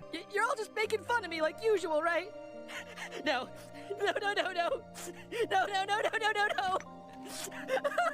No. King!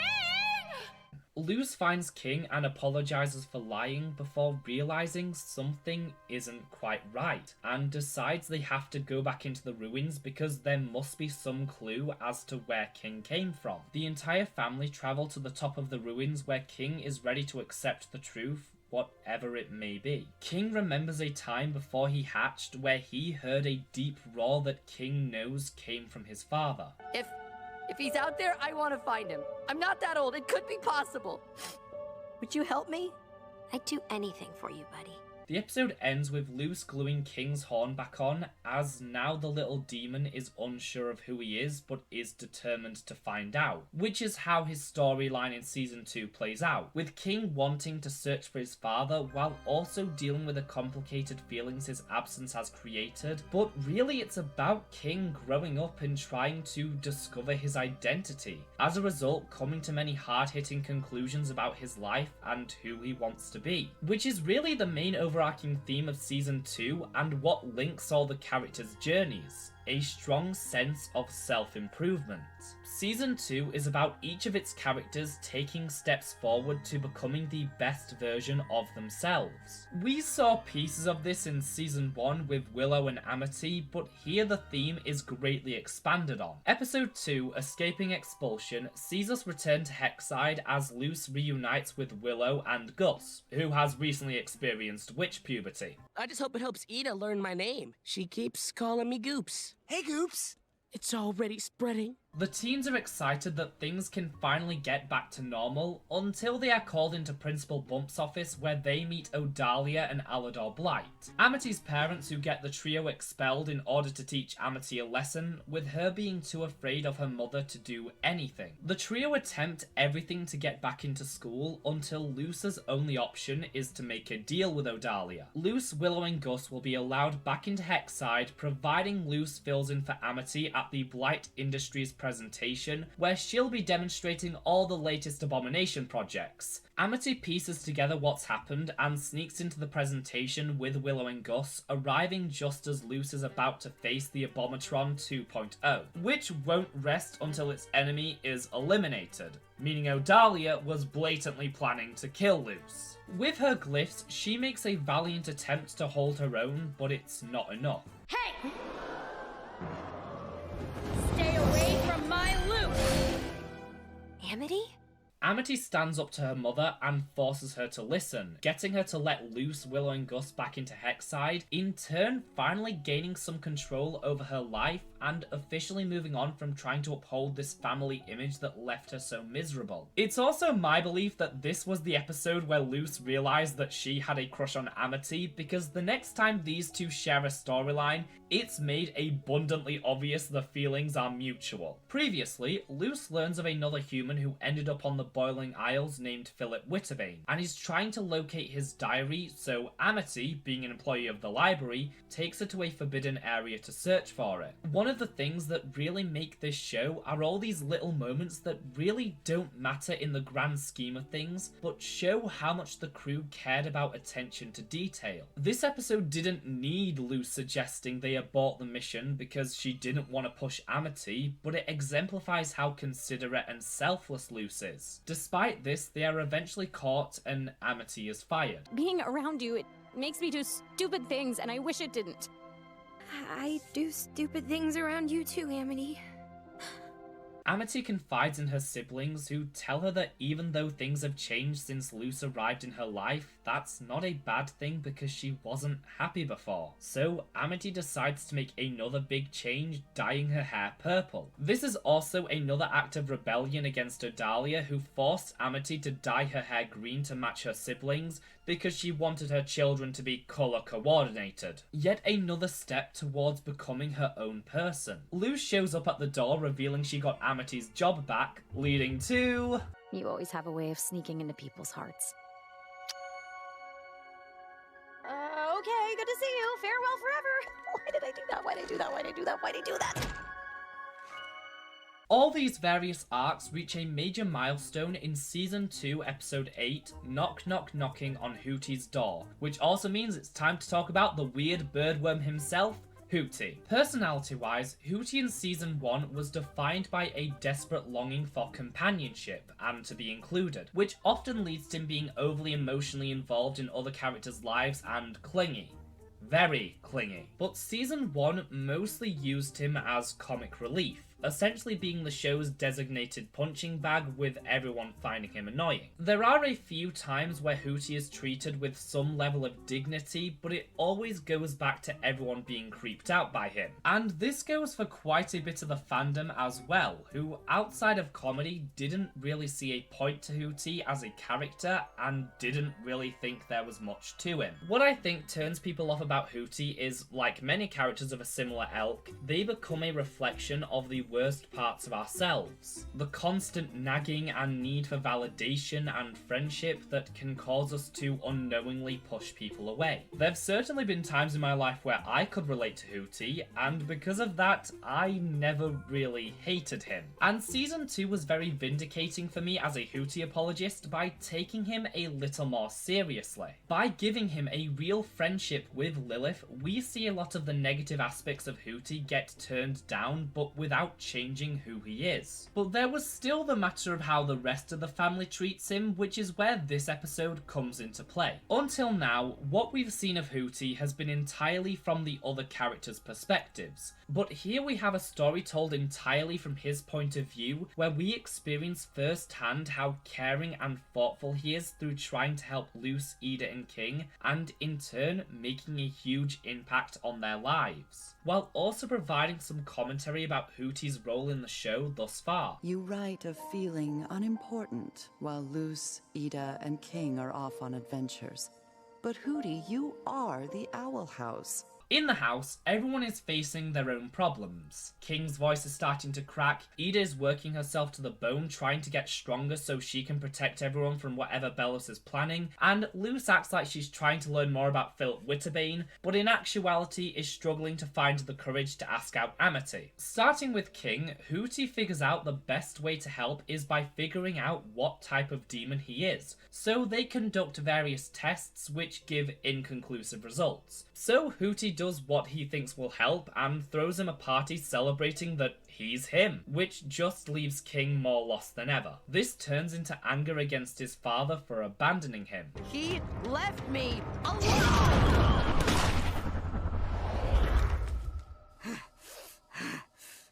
Huh? Hootie feels he's failed and leaves in a huff before moving on to Ida, whose issue is still her lack of acceptance. Yes, it is partly about fearing she won't be able to protect her loved ones, but there's also an element of wanting to reclaim her title of the most powerful witch on the Boiling Isles. Her refusal to sleep is also her trying to avoid dealing with the curse, instead choosing to ignore it. So Hootie gives her some cookies laced with sleeping nettles, sending her into her dream. dreams. You know, maybe this is an opportunity. The Owl Beast is why I ran away from home. The Owl Beast is why I never got close to anyone. And the Owl Beast is why I don't have magic. Ida attempts to hunt the beast, which takes her through key moments of her life. Back in Keeping Up Appearances, when Lilith mentioned their father, Ida had this reaction, which led many at the time to speculate on Ida's complicated relationship with her dad. Here we learn the night before he was meant to go away on a trip, he triggered the curse, causing Ida to attack him. Next we see how Ida and Rain broke up. Ida's attempts to hide the curse from them and constantly lying about being okay when she wasn't is what drove Rain away. And since then, Ida has come to realize this. Just tell them. Let them help. It's fine. Everything's normal. I can't do this anymore. Stop pushing them away. When Ida lunges at the beast, she suddenly finds herself experiencing its own memories, leading up to when it was transformed into the curse. And I could talk about the next sequence for ages, where Ida finally reaches full acceptance that the curse is part of her. Neither of us want to be here, but we are, and there's no changing that. If we can't accept each other, this nightmare will never end. And only after she has taken that step does the colour all start to come back, with Ida remarking she's never had a dream this pretty. When Ida wakes up, it seems that she's transformed again, but... Whoa. I know I've already talked a lot about acceptance, but that really is what this story is about. Ida understands that she'll never be able to do things quite the way she used to, and there's no way to change that. But that doesn't mean her life is over. By accepting this change and working with her limitations, she is able to find a new way of doing things, which also calls back to the first episode. Also, Harper Ida is peak character design.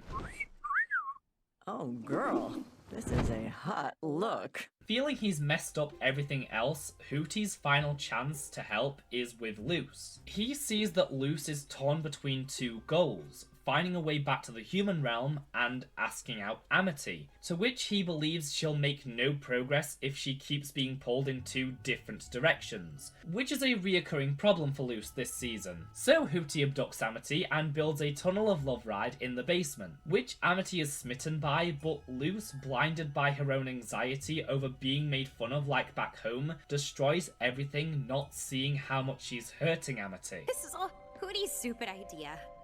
Yeah, this was stupid. I mean, us? Dating? That's stupid, right?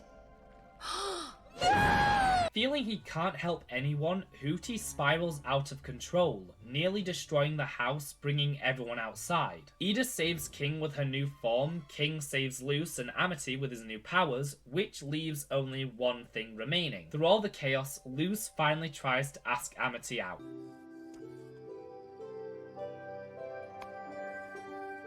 Why is this still so scary? I don't know.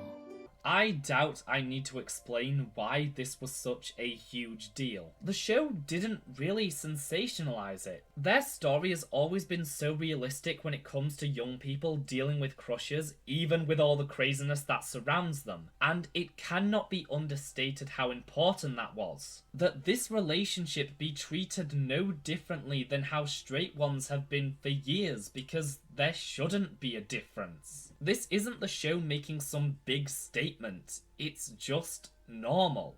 And that's such a beautiful thing. There's also the aspect of when this is taking place, because so often in shows, these relationships are only confirmed at the 11th hour. You know, the classic will they won't they with a dramatic kiss in the finale. So often in media, getting into a relationship is presented as the character's end goal, with basically no time to explore how the aftermath impacts the characters. And in the early 2010s, this was true for LGBTQIA+ representation as well, where due to executive meddling, so many shows were only allowed to confirm anything non-heteronormative at the very end. So when Lumity became official midway through season 2, that was so exciting because there was still a bunch of episodes left to explore their relationship. And in spite of the series being cut short, they really were able to devote lots of time time to do just that, which so happened to be Hootie's plan all along. Dang, Hootie, you really are something.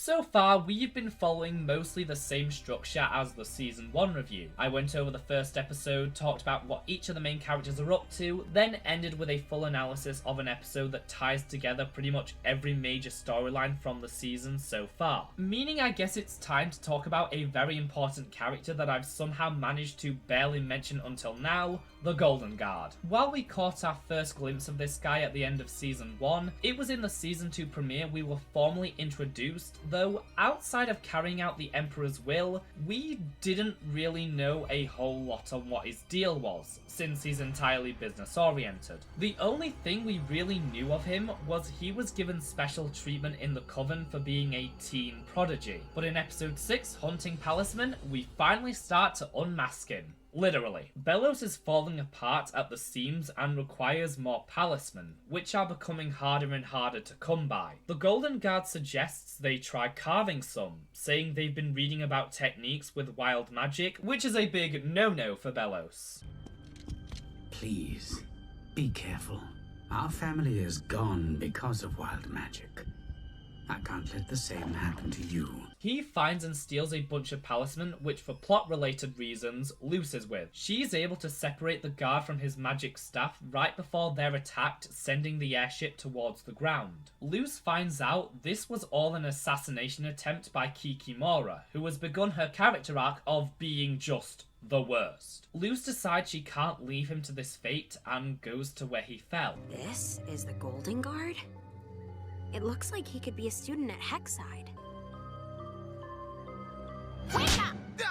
They escape into the town of Latissa, where the Golden Guard finds without his armor, he has no authority, and soon we learn without his staff, he can't do magic. The unlikely duo team up to stop Kikimora, only to find they have a lot in common, especially their interest in wild magic. Eventually, the Golden Guard reveals why he joined the Emperor's Coven in the first place. I'm a powerless witch. I never thought I'd have a future in a world like this. But then, Belos found me. At least you have your future figured out now. At least you can figure out your own. They set the plan in motion using sleeping nettles and a glyph combo to create a sleep-inducing smoke, but before that, Luce decides to give him back his staff. Kikimora crashes to the ground as Luce goes to retrieve the palisman, only for it to look like her new ally is about to betray her. You're not my friend. You're just the Golden Guard. My name is Hunter. Kikimora starts deliriously blasting everywhere, taking Hunter's attention away from the palisman and allowing Luce to escape with them. Hunter returns to his castle and is berated by Belos for his failure. I want to help, and if you told me how wild magic did this to you, I might be able to find out. My apologies. I spoke out of turn. It won't happen again. Earlier in the episode, we learn a palisman bonds with a witch once they state what they want out of life. And throughout the episode, there's been this little red bird that's been following Luce around, and in this final scene, there's a fun misdirect where you think it's going to Luce, but instead it goes to Hunter, leaving off on a very uncertain note. Hunter's story is continued in episode 9, Eclipse Lake, which further explores how Belos manipulates Hunter by framing his abuse as affection, all to keep him in line. The episode opens with the surprisingly casual reveal of Emperor Belos's face. No real build-up or tension, they just show it, which is honestly even more unsettling. His portal to the human realm is almost complete, but without the key, it won't open. The operation at the knee. Why did you switch me out with Kikimora? Everyone has a use, Hunter. Kikimora has her intricate little plans. The scouts carry out orders. And you, well, the Titan has big plans for you. And it would be such a hassle to find a replacement. Hunter's entire self-worth is tied to how useful he is to Bellows, and it's disturbing watching this monster so effortlessly manipulate this child by feigning kindness towards him, throwing in the threat of being replaced. Hunter, fearful for his life, decides to prove his usefulness by securing Titan's Blood, the final piece to open a portal between realms. Buddy is captured by Ida, King, and Amity who are trying to get to the Titan's Blood while Luce is ill with the common mole, with Amity leading the charge, wanting to prove she is an awesome girlfriend. Throughout the episode, Luce keeps sending Amity messages she doesn't understand, which Hunter takes advantage of to manipulate her the same way Bellows does to him. Hunter escapes, there's a confrontation with Kikimora, and eventually Amity finds him at Eclipse Lake, which has been entirely dried up. Since I failed my last mission, I thought, hey, a chance to make up for it, but I can't go back empty-handed. Not again. King helps Amity see that she was worrying over nothing and simply wasn't reading Luce's messages from the right perspective. With that settled, Amity tries to console Hunter by relating to him. I grew up thinking that everything was an opportunity to justify existing. But there are people out there who won't make you feel worthless. You just have to let yourself meet them.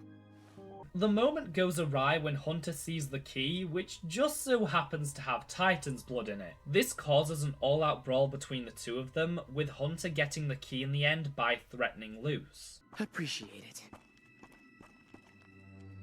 I mean that, too.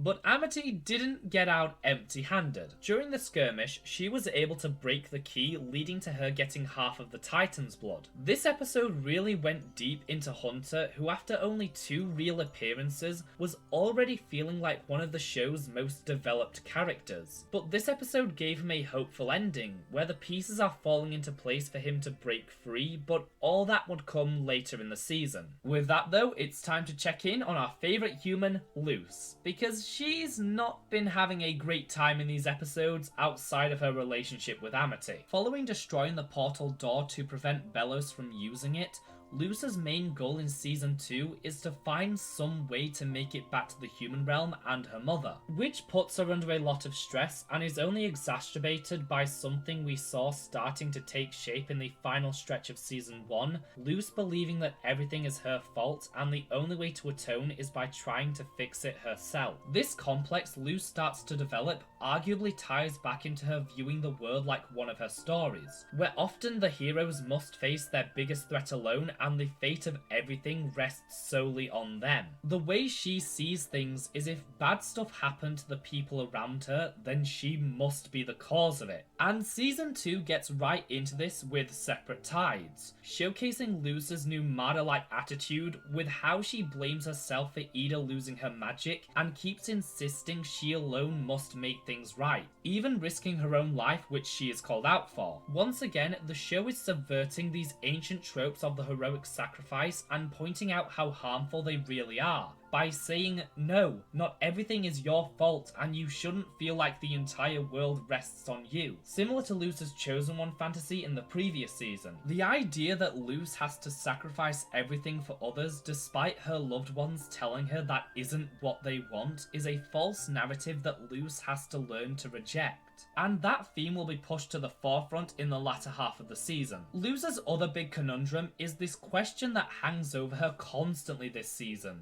What is her future going to be? Torn between 2 worlds and feeling like she has to make a choice. This internal conflict is the driving force behind hunting Palisman. As mentioned before, a Palisman only forms a bond with a young witch after said witch has stated out loud what they want to do in their life. Willow wants to protect her loved ones, Gus wants to be a master illusionist / ambassador to the human realm, and Luce...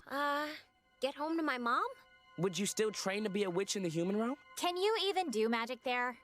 Huh, I guess I never thought that far ahead. This existential crisis is interrupted by the arrival of Ida and King, who have just returned from robbing the Bonesborough Garden Club to secure some palistrum wood, meaning Luce can carve her own palisman. No pressure, but whenever you know what you want, we'll start carving. In the end, Luce decides that she doesn't have to decide right now, and that's okay. Because this idea that you have to know what you want to be by a set point in time It's all in your head, and choosing something doesn't mean you're locked into that path forever. Well, unlike the Coven system, but Luce doesn't have to worry about that. There's no rush. Just know that whatever you need from us, we gotcha. Thanks.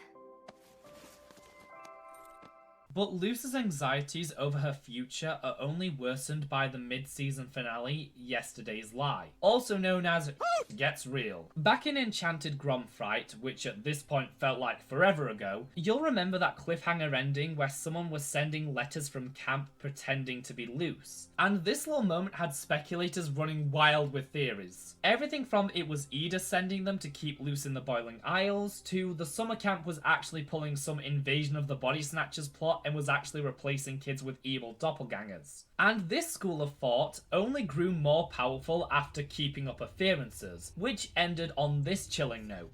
Here, Mama. Thank you, Luce. You always know what to do. So for weeks, all people could think about was what the hell was going on with this doppelganger dubbed Creepy Luce by the fandom in reference to this interview with Luce's voice actor. Definitely got to improvise with Creepy Luce. Yeah, Creepy Luce is Creepy Luce is...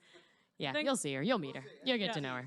Keep an eye out for Creepy Luce. In the mid-season finale, using the Titan's blood from Amity's glove, Luce is able to kind of make a portal to the human realm, entering a place between the realms that allows her to see anyone in the multiverse, so long as there is a reflective surface near them. When Luce does this, she discovers that Creepy Luce has stolen her life. We learn Creepy Luce is actually a basilisk named V, voiced by Michaela Dietz, who feeds on magic in order to maintain their shape-shifting abilities. We had previously ran into this type of creature in Season 1 during the episode First Day, when one attacked Hexside. Basilisks were a creature who went extinct long ago, but were brought back by the Emperor's Coven to learn how they drained magic. Some of us escaped, but I knew it was only a matter of time before he caught us again. When Luce came to the Boiling Isles, V used the portal door to enter the human realm, where she quickly ran into Camila. I was thinking, instead of taking the bus to camp, why don't we drive? I got the day off from work, and you'll have full control of the playlist. I didn't mean to keep playing this role, but Camila was nice to me. Honestly, it was kind of perfect timing for V, since as soon as she arrived in the human realm, she was sent somewhere filled with other misfits in a place whose sole purpose was teaching them how to conform and fit into human society. So the episode sees Luce trying to help V find some magic, eventually leading them to the Gravesfield Historical Society, where V is captured by Jacob, the curator of the museum who, since encountering Ida a few years back, is obsessed with proving the existence of otherworldly beings. Witches and demons are real. And they're all sent from Mars to harvest human teeth to power their time machine. To save V, Luce has no other option but to tell Camila the truth, even if she doesn't quite believe it at first. In the 1600s, this was a peaceful colony until tragedy struck. Two brothers were lured into a realm of evil by a real witch, never to be seen again. When V is revealed, Camila starts to realize how real this all is, and is predictably horrified as Luce pleads for her to help V. Hello? This is all so confusing, but who knew I had such a strong girl living under my roof this whole time? When the show began, a lot of people vilified Camila because of her limited screen time in the first episode, where our only impression was her telling Luce that the things she loves was holding her back and then sending her away. People immediately labelled her as an awful parent and held onto that belief throughout Season 1. And while I admit her introduction didn't paint her in the best light, that's all it was, an introduction. Because of course there was going to be more to the story, we just had to be patient. And this episode shuts down all those allegations by showing she's not a bad person, she's a person with flaws, just like anyone. I will be taking this innocent child with me, and you will never bother us again. I'm the good guy here! Yeah, a lot of bad guys say that. Camila brings V home and tells her she has a place here as long as she needs. But once V heads back inside, things get real as Camila is unable to hold it together anymore. Luz says she's going to keep trying to make a working portal and find a way back. It really does seem like you've matured. Yes, I've learned so much. Staying here was the best decision I ever made. You chose to stay there? Luz starts to get pulled back into the Boiling Isles as Camila reaches for her, apologizing for everything and begging Luz to stay with her when she gets home. Mom, it's not you. It never was. Promise me, Luz. Please. Okay, Mom. I promise. And once more, people labelled this as a selfish and awful thing to do without even trying to put themselves in the character's perspective. Camila has just learned her daughter has been missing for months in a world of demons and she had no idea. When Luz starts getting pulled back, Camila has no idea when or even if she'll see her again and needs something that will give her hope. She's not trying to ruin Luz's life, she's a scared and desperate parent going through an unimaginable situation. Ida and King are able to pull Luz back out just as the portal collapses in on itself, leaving Luz's mental state in a worse condition than ever before. We'll have a real working portal in no time. I'm gonna eat human snacks! I can't wait to share parenting tips! Who dubbed you a parent? So far, the Owl House Season 2 was delivering everything it promised us. A far more mature tone with darker visuals that continue to make its cast all the more complex, with concepts of abandonment, accepting the less than flattering parts of yourself, and figuring out what your future holds. But I think the one central idea that connects all these episodes is an overarching theme of parenthood. Ida fully accepting her role as a maternal figure to Luz and King, Gwendolyn learning to listen to her daughters, King grappling with his father's absence and how it has affected him, Amity standing up against her abusive mother and taking back control in her life, and of course, Camila stepping up to rescue V and Luz finally telling her mother the truth. Something the show was always building up to. The Owl House Season 2A showcases so many different types of parents from various generations and how they treat their kids, teaching its audience that no parent is truly perfect, but toxic and abusive ones are not owed anything. And while a few episodes in the second half of the season continue expanding on that, it's not to the same extent this batch did. Following the premiere of Yesterday's Lie, the show would take another long hiatus, returning in March of the following year with the remaining episodes of Season 2, where the Owl House would begin building towards its endgame. As is to be expected, Season 2B continues with all the various arcs set up in the previous batch of episodes, with Luz's ongoing mental health spiral where her self-loathing and isolation only intensify. Picking right back up where we left off, Luz is grappling with everything that went down with her mother and the promise she made. Though it should be noted, Luz remembers that conversation a little differently. Promise me, when you come home, you'll stay with me and you'll never go back to that place. Like Ida said in the season premiere, her guilt-ridden brain is clouding her judgment. Again, Luz has created this ultimatum where she feels she has to pick one or the other, and this stress causes her to begin lying to her loved ones and eventually trying to avoid them entirely. And here they bring back perhaps Luz's biggest flaw. She is far too trusting. This is furthered by her deteriorating mental state, wanting to help Kikimora, who is also currently stuck between two worlds, because Luz thinks if she can find a solution for her, then it means there's hope for her situation. She'll get the best of both worlds. She'll set an example for us all. But this all goes awry when Kikimora, very predictably, double-crosses her when she learns she's up for a promotion in the Coven. Once the dust has settled, Amity confronts Luz about her recent behaviour, and she admits that she lied. I know this situation is crazy, and I'm okay taking things one day at a time.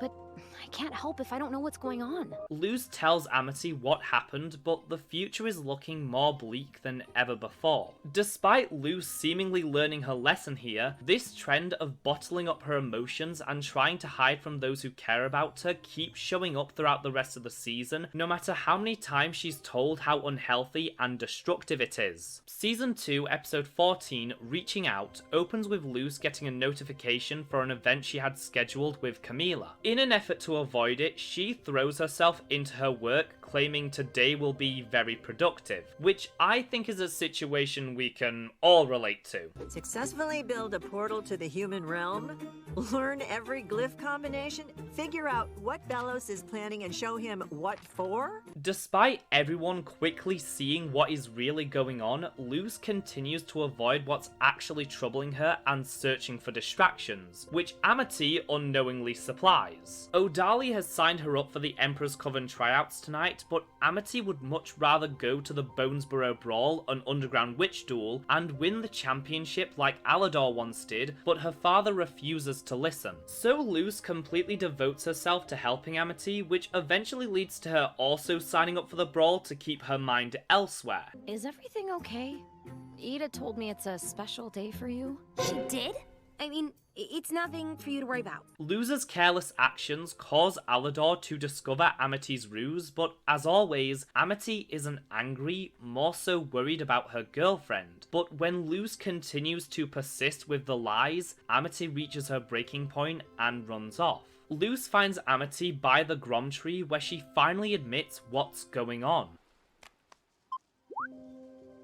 Today's the anniversary of my dad passing away.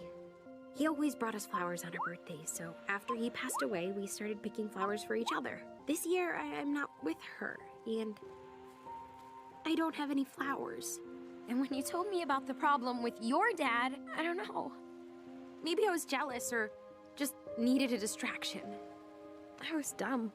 Amity promises once this is all over to help Luz pick some flowers before heading back to the arena due to C-plot shenanigans. Amity stands up and tells her father from now on she's making her own choices, including not joining a coven, and they start mending their fractured relationship. I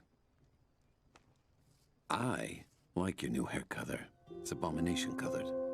Finally, someone gets it. Can you tell Mom that? I'll talk to her. It's a start. Later on, the couple return to the tree and use a glyph to create some flowers. Do you think they'll reach the human realm? Probably doesn't work that way, but it's a nice thought, right? Throughout Season 2B, we witness Luz turn away people who want to help, both because she doesn't want to trouble them and, after everything, doesn't believe she deserves it. Her issues have grown from feeling it falls on her to fix everything to subconsciously punishing herself by denying what she needs. And that couldn't be made clearer than the two episodes that set the course for the end, Episode 12, Elsewhere and Elsewhen, and Episode 16, Hollow Mind. Understanding that the best way to learn how Philip made his portal is to find a way to talk with him, Luz and Lilith search for something called time pools that essentially act as a portal to the past. Let's boogie down to History Town. She really is cool, Aunt Lilith.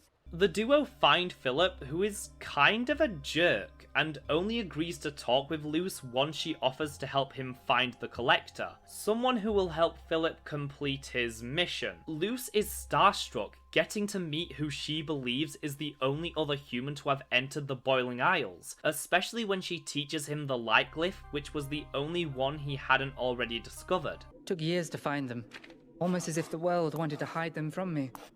Philip uses a huge glyph combo to transport them into the head of the Titan, but Lilith is wary, saying this all feels uncomfortably familiar. Luz discovers the only reason Philip brought them there was to sacrifice them so he alone could get to the Collector. I know you want to get home, but nothing is worth hurting people.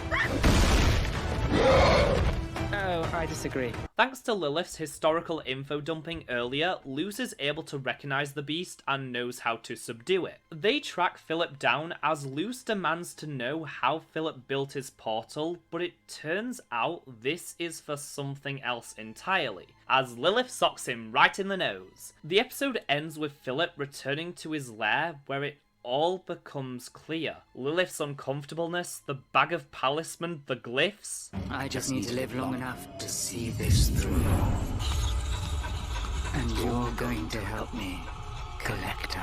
This episode would have drastic repercussions even outside of that reveal, which would all come into play a few episodes later, where Luce accidentally transports her and Hunter inside of Emperor Belos's mind, during which they see how he rose to power and what the Day of Unity is really about, wiping out all life in the demon realm until they are cornered by what they think is the inner Belos. Get away from him! Danger! Danger! Run! Are those palismen? Luce now knows the truth and says she's going to tell everyone about the Day of Unity and stop Belos, and that he's been lying to everyone about the Titan. No one ever said being a witch hunter was easy. Witch hunter? Luce is furious that this whole time the citizens of the Boiling Isles have been worshipping a witch hunter, to which Belos reveals she isn't exactly excluded from this, because she was the one who helped Belos meet the Collector, setting everything in motion. You're Belos! You're just Belos! Please, do me a kindness and call me by my real name. You're Philip Whittabane, aren't you? This completely transformed Belos as a character and the entire narrative of the show. We figured Belos was human and likely one of the brothers who was supposedly lured into the Boiling Isles, but him being a witch hunter was something not a lot of people caught on to, despite how it was staring us in the face the entire time. Belos isn't after power or control. His plan was one of colonization and eventually genocide. He's a Puritan who through lies, violence and manipulation took over another civilization, rewrote their history by labeling a time where people were free to celebrate their culture as the Savage Ages, and ensured he'd remain in power by instilling fear and a higher being into everyone, despite the fact he was only using that to further his own agenda, also he could eventually wipe them out. It calls back to hundreds of years ago when the English believed the king was the closest and humanity's direct link to God. In Follies at the Coven Day Parade, he reveals to everyone what the Day of Unity is about, cleansing the world of wild magic, and then immediately reveals his face to shift the conversation before anyone can ask questions. Because that's how people like this stay in power, controlling the conversation. And we see this everywhere, with politicians attacking the LGBTQIA+ community, especially trans people, to cling to power and distract people from the fact they have no interest in trying to help anyone but themselves. This is why Belos is such a terrifying villain, because of how closely he mirrors our reality. I'll do anything to save humanity from evil. No, you're evil. Can't reason with crazy. Luce and Hunter barely make it out, but this experience has fundamentally changed them, as they both know there is no going back from here. Hunter's previous on-screen role in an episode was Season 2, Episode 13, Any Sport in a Storm, where he is tasked by Darius to find new recruits for the Coven to prove he deserves to wear the sigil of the Golden Guard. I'll do it. Of course you will. You're very good at doing exactly what you're told. Hunter infiltrates the Hexside Club Fair and, posing as a new student named Caleb, gets roped into Willow's flyer derby team that she's trying to start up. The only issue is the one who hands out the approvals is Willow's old abomination teacher, who has it out for her. Despite this, Willow is able to win as Hunter starts having fun, for the first time in his life getting to be a normal teenager. But then he reveals his true intentions to induct them all into the Emperor's Coven, as they are all captured by Coven scouts, despite the fact none of them want this. Captain, you're on my side, right? I thought I could be good at this. But we're here because I made a bad call. I'm just half a witch Willow. Darius shows up to take the kids and gives Hunter back his sigil. I can wear this proudly now, right? Can you?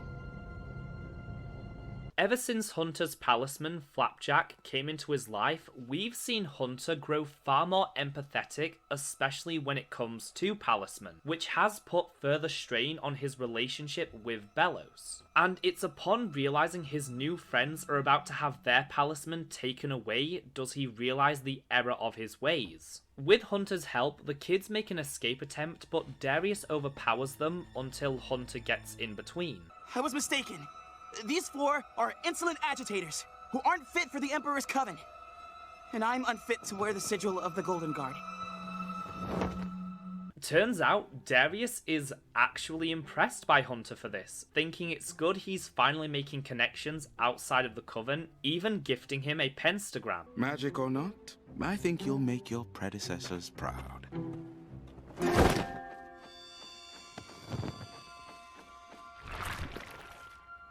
But you could still use a sewing lesson. Which brings us back to Hollow Mine, where Luz and Hunter journey through Belos' psyche, and Hunter is forced to confront the truth about his so-called uncle by witnessing it firsthand. You know, I'm the youngest scout to become Golden Guard. I, never found out what happened to the previous one. Huh.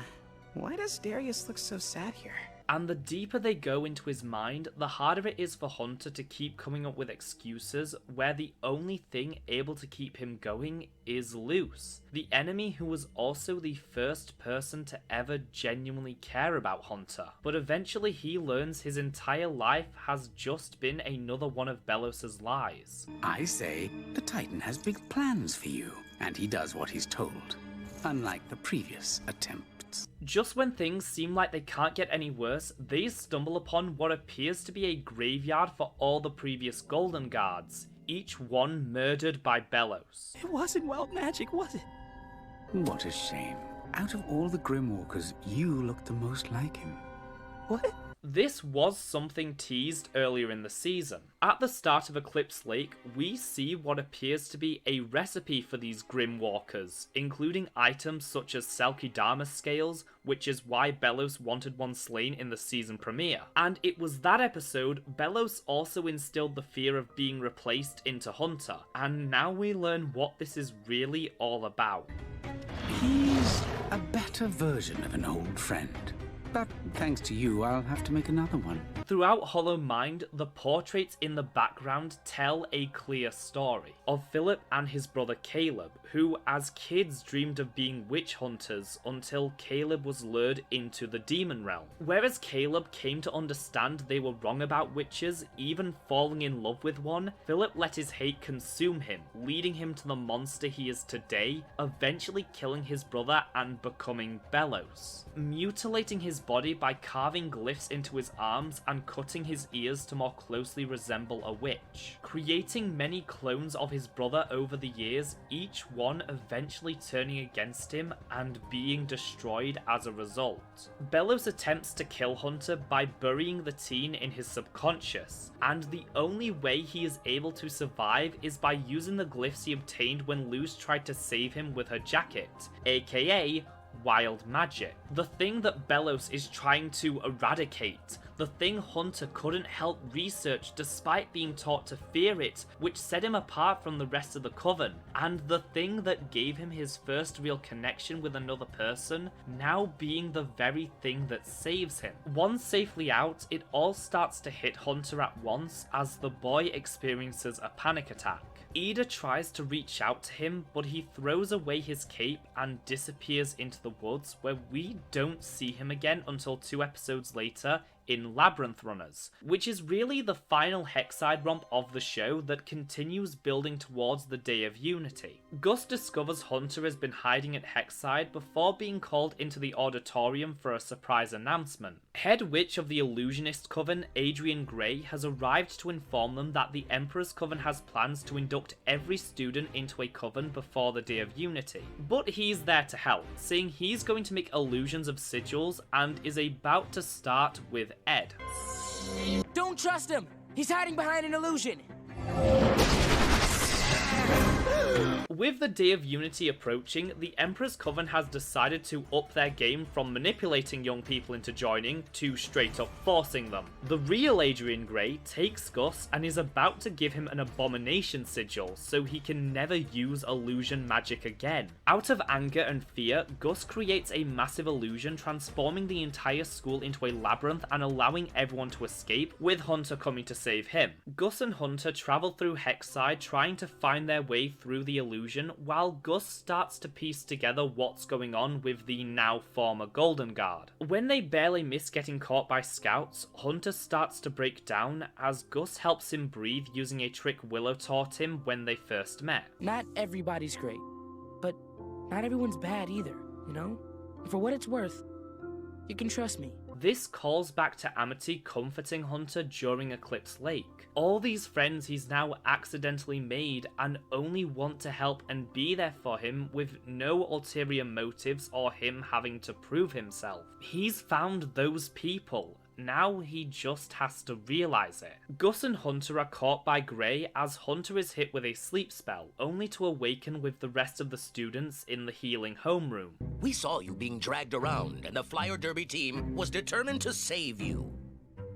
Just very quickly, because I don't know where else to put it, we need to talk about Willow in Season 2. One of the biggest criticisms of the show while it was running was Willow's lack of screen time or spotlight episode in Season 2A, especially after how much development she received in Season 1, with her being allowed to practice the magic she's good at, making amends with Amity, and finding confidence in herself. But with all the Lumity stuff, King Anida's backstory, Hunter, and everything else, Willow did kind of get lost in the shuffle at the start of Season 2, which I feel was remedied in the second half. In Follies at the Coven Day Parade, you'll recall how Luce was lying about what happened with her mother. Well, at one point she accidentally leaves her phone behind, with her video diary. Confused about what to do, Amity goes to talk to Willow, where we see their relationship still needs some work, as the two aren't yet comfortable being alone together. Listen, Blake, if you want my advice, there's something you have to do for me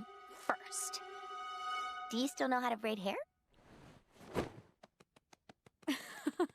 Season 2B with Willow focuses on the tribulations of navigating these complex feelings about Amity and her deep-rooted insecurities that all her growth has just been her fooling herself, which definitely hits home for a lot of people. This idea of changing so much, but not only not being able to see how far you've come, but believing that nothing is actually different and you'll never grow beyond what you used to be. The half of which insult is something that still hangs over her, and that kind of pain and trauma isn't something you can hand wave away. So it's good we see moments of Willow actively working on that, starting the Flyer Derby team for example, but one mistake that isn't even her fault and she sinks right back into self-deprecation because healing is an uphill battle. Patching things up with Amity, while a huge step, wasn't the end, it was just the beginning. And Willow's road to recovery is one littered with setbacks and obstacles, but she pushes through because she understands she deserves to be happy and love who she is. But in Labyrinth Runners, we get the inverse of that. Despite everything, Amity still subconsciously looks down on Willow, believing she can't handle herself and underestimating her abilities. Not in the preppy bully way she once did, but in a sense of wanting to protect her because she doesn't think Willow is strong enough. She needs time to get to know the new me. You mean the real you? And eventually Willow takes this advice to heart and calls Amity out, allowing her to see how she still isn't treating Willow as an equal and further strengthens their friendship in the long run. Gray said he'll be in the gym, but he will be guarded.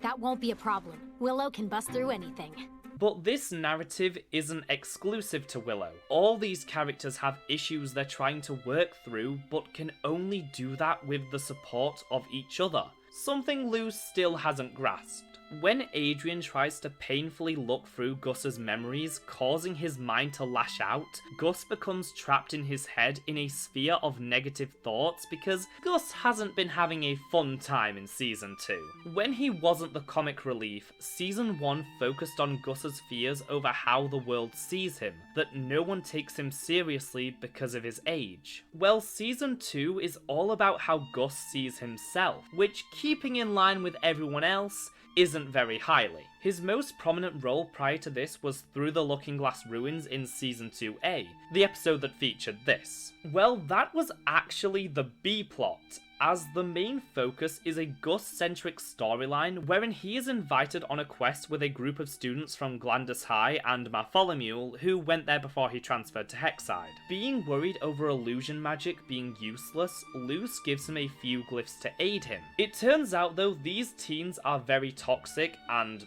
the worst, with their true intentions being to rob a sacred illusionist graveyard. That's a bit of a yikes right there. Despite saving the day in the end, this experience clearly left an impact on Gus, who, after failing to recognize a fake Willow, beats himself up for getting tricked once again, feeling he can't even trust himself. And the only way for Hunter to help Gus is by confronting his own trauma. I spent my whole life believing I was doing something good for someone good, and some part of me still wants to believe in that lie. Just like you want to believe you're dumb or whatever. But it's not true. Gus is saved, Gray is sent packing, and the episode ends with Hunter telling the other students what's really going to happen on the Day of Unity, having officially left the Emperor's Coven. A recurring element of Season 2 is this idea of rejecting false narratives, which is obviously heavily tied to Bellows, who has been manipulating the people of the Boiling Isles for years, also he can wipe them out. In the Season 1 finale, Willow and Gus start a little revolt, demanding the Emperor set Ida free. It's the first time anyone outside of the main cast questions his leadership that might have turned the tide. Had it not been for Bellows' retort, once again denouncing wild magic as something dangerous that should be eliminated. From there in Season 2, on a few occasions, Luce tries to convince others about the Emperor's true intentions, but the propaganda and fear of the Titan is too ingrained in them to even entertain the notion of their beloved Emperor being evil. Do you think she's right? Don't let the Titan hear you say that.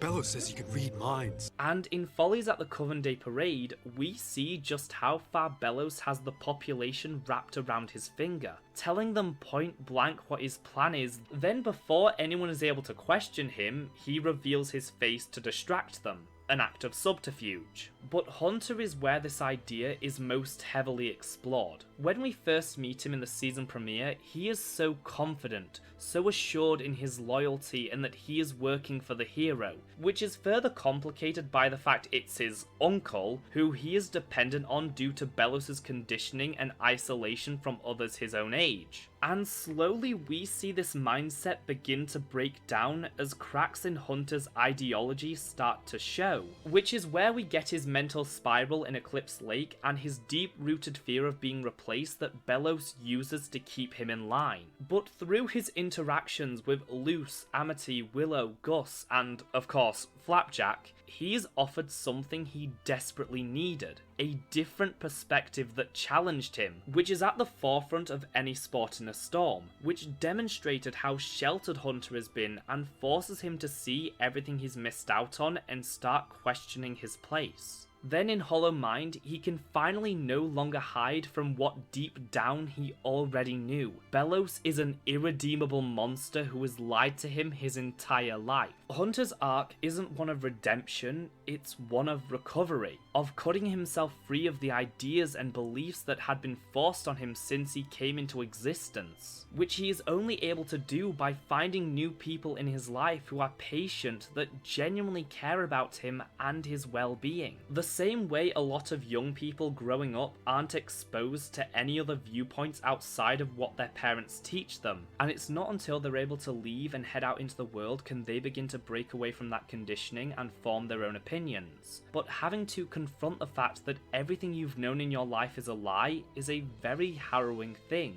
and why even in Labyrinth Runners, we still see Hunter somewhat in denial. Part of him still wants to believe the lies because at least then he had a clear understanding of who he was and what his purpose was meant to be, which perfectly mirrors Luce, who doesn't have any clue what her future is meant to look like and has to decide for herself, which is something Hunter also has to grapple with in these final episodes. We're getting close to the Season 2 finale, there's only 2 other major storylines left to go over. So let's jump back to Follies at the Coven Day Parade to discuss what's going going on between Rain and Ida. When we last saw the head witch of the Bard Coven, they had been caught committing treason against the Emperor, so both the audience and Ida were a bit taken aback to see them still working with the Emperor's Coven, though aside from that, they seem fine. Why wouldn't they be? They were sick for a while, but thanks to me, they're good as new. Here, Sprout, drink your tea.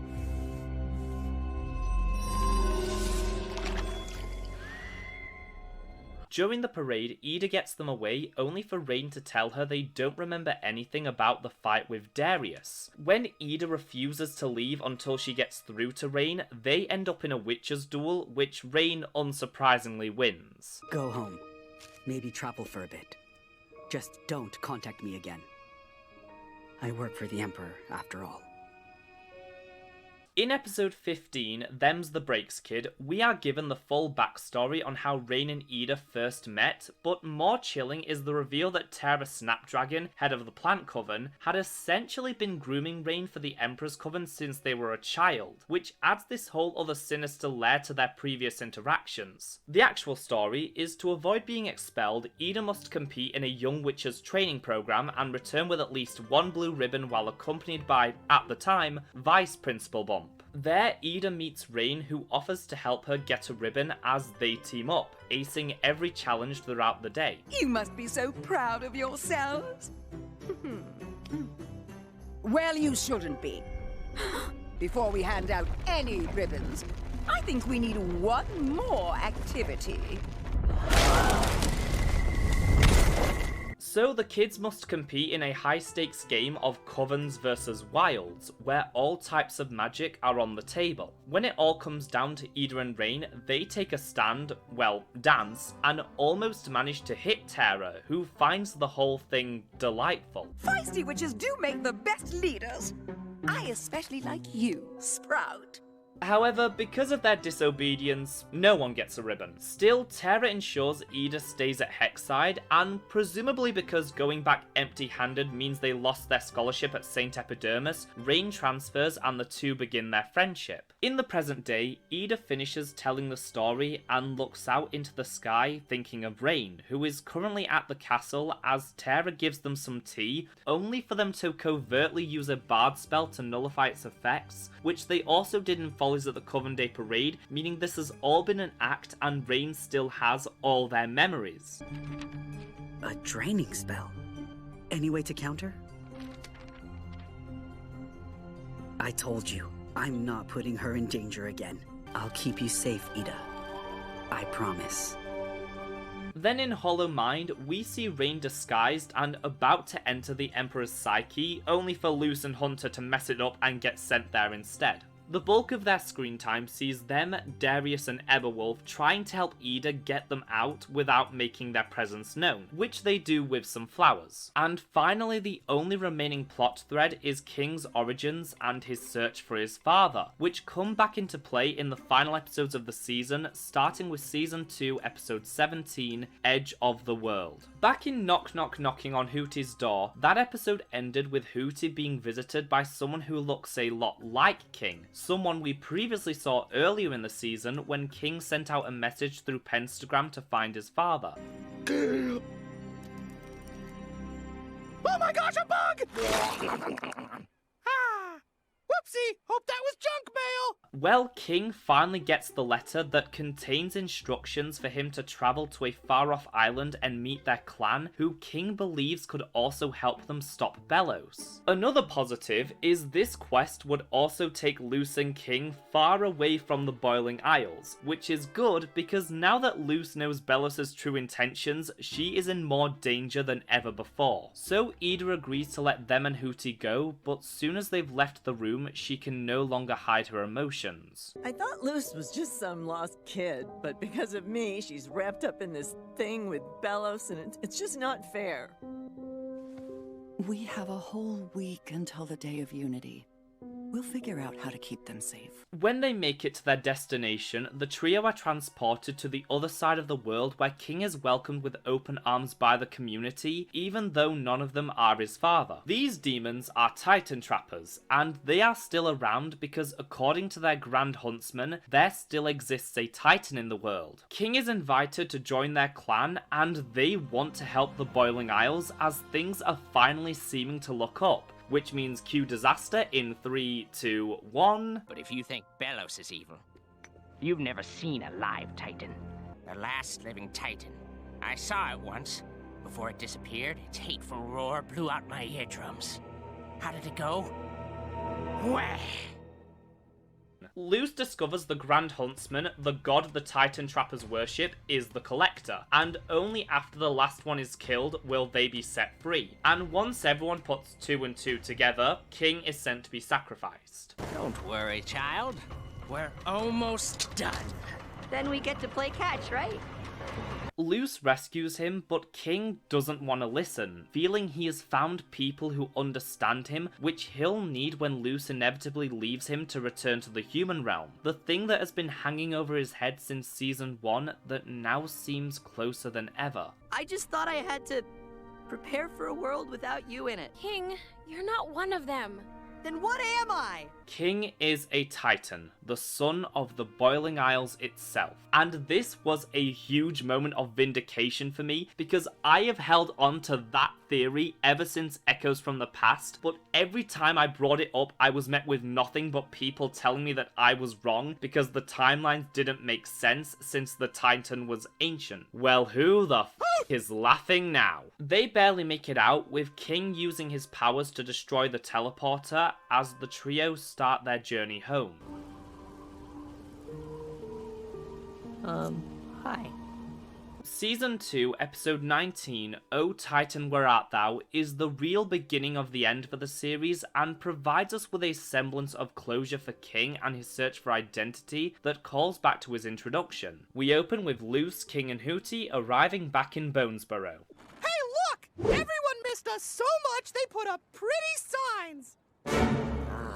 When they return home, they find it has been ransacked by the Emperor's Coven, though thankfully Ida and Lilith were able to evade capture and are now hiding out on the Knee, where they have no plan to stop Belos. The Boiling Isles are doomed, and the only thing Ida wants is to give her kids one good day, asking them what they want to do, and Luce, to help King, wants to go on a heist, breaking into the police station to steal back Francois, King's stuffed rabbit that he obtained in episode 1. Hey, wouldn't you rather, I don't know, have a beach day? Maybe if we had time for 20 more adventures, but we don't. While that's going on, King runs into Steve, previously a Coven scout who was obsessed with Lilith and is now a lone wanderer who has no direction in his life and offers King to tag along, which allows him to come to terms with everything and figure out where he goes from here. For as long as he can remember, all King wanted was to be seen as powerful, to be feared and respected. Now, all of a sudden, he has that, yet he still feels empty. Wants can change. So can people.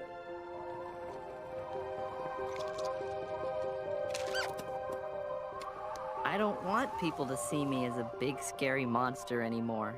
Back in Bonesborough, the plan takes a turn when Ida is able to get into contact with Rain and begs them for help. This is for my kids. They can't be around during the Day of Unity. To put them in a castle, bunker, get them on an airship, I don't care. Just keep them safe. If you do, I'll give myself up right now. Rain seemingly agrees just as Luce walks in and is mad that Ida is trying to send her away, but her mentor refuses to let her leave, escalating into a fight which leads to them getting captured. Ida finally reveals there is no plan, and without magic or allies, they have no hope of stopping the Emperor, so Ida was willing to do anything to ensure her kids were safe, but now it seems to be all over. Until it isn't, and everyone is perfectly fine. So, you must be the famous human witch. Ida's been bragging about you for hours. Turns out, Darius too thought there was something funny about the Day of Unity, and when he captured Rain, that was just his way of ensuring they'd be protected. What's more, they have a plan to stop the draining spell, with their own team name, the Covens Against the Throne. AKA... I did not agree to this name! The Cats! Everything's come full circle, baby! The rebellion settles into their bunker, where Ida reunites King with Francois and reveals something else. Earlier in the episode, during the heist, Ida said, Oh, and if you find a box labeled Ida's longest toenails, grab that too. Ew. It turns out that was merely a decoy, and inside the box is the palistrom wood that Ida and King stole for Luce, which she has now stolen again so her kid can carve her palisman. With everything going on, Luce is hesitant and thinks that she has to focus, but Ida pulls her into a hug and tells her the words that she's needed all season. This isn't all on her. Luce is worried that maybe her palisman won't like her. After all, the only way for a palisman to bond with a witch is for them to know what they want. And Luce still isn't quite sure, or at least that's what she thinks. Plenty of witches and demons would have ditched this rock already. But you keep learning and you keep fighting. What's not to like, huh? Thanks, Ida. Luce finally feels that she is ready to start carving, with Ida teaching her just like her dad, whom she has recently made peace with in a storyline I couldn't figure out how to work in organically with the rest of the analysis, so I'm mentioning it here before everyone jumps me for not addressing it. The episode ends with this final shred of normalcy, where despite everything going on and doomsday approaching, it's all about this family finding these final quiet moments to just be. Now, let's take it slow. We've got all the time in the world. And with that, we have covered every major storyline in Season 2 of The Owl House, which means it's time to see what happens when they all collide in the massive 2-part season finale that sends the show hurtling towards the finish line. Episode 20, Clouds on the Horizon, opens the day before the Day of Unity and sees Blight Industries sending off their Abomatrons for security. Don't you think it's odd that they need this much security for the Day of Unity? Blights always uphold their end of the deal, dear. Or should I reconsider ours? I could start the paperwork right now. Odalia catches Amity, Edric and Emira sneaking around and promptly grabs them, as Luce gets a message telling her to get down there as quick as she can. However, that will have to wait, as it's time to discuss the plan of how to stop the draining spell, which is to use Ida's curse to corrupt the magic by using an illusion that will allow Ida to take Rain's place, sigil and all. Following the meeting, Ida finds Luce and King on the balcony, where we learn that Luce has carved an egg. Why an egg? I got to decide what my future looked like when I chose to be a witch, and I want them to have that option too. Until then, I'm willing to wait.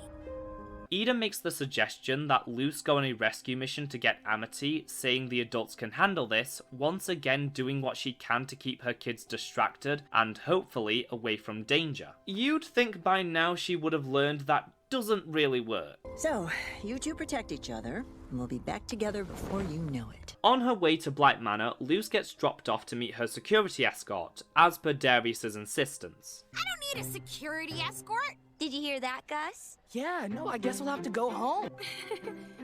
Wait!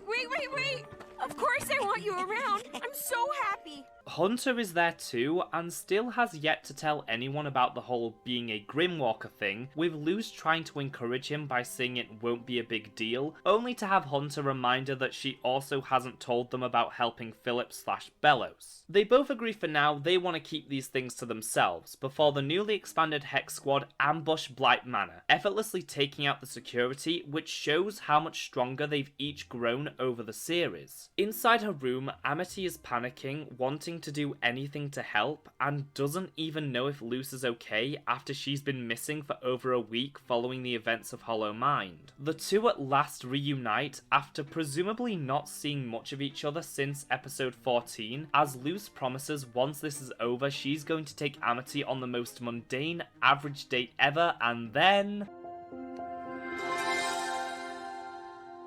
Oh, crikey. I can't believe I just did that.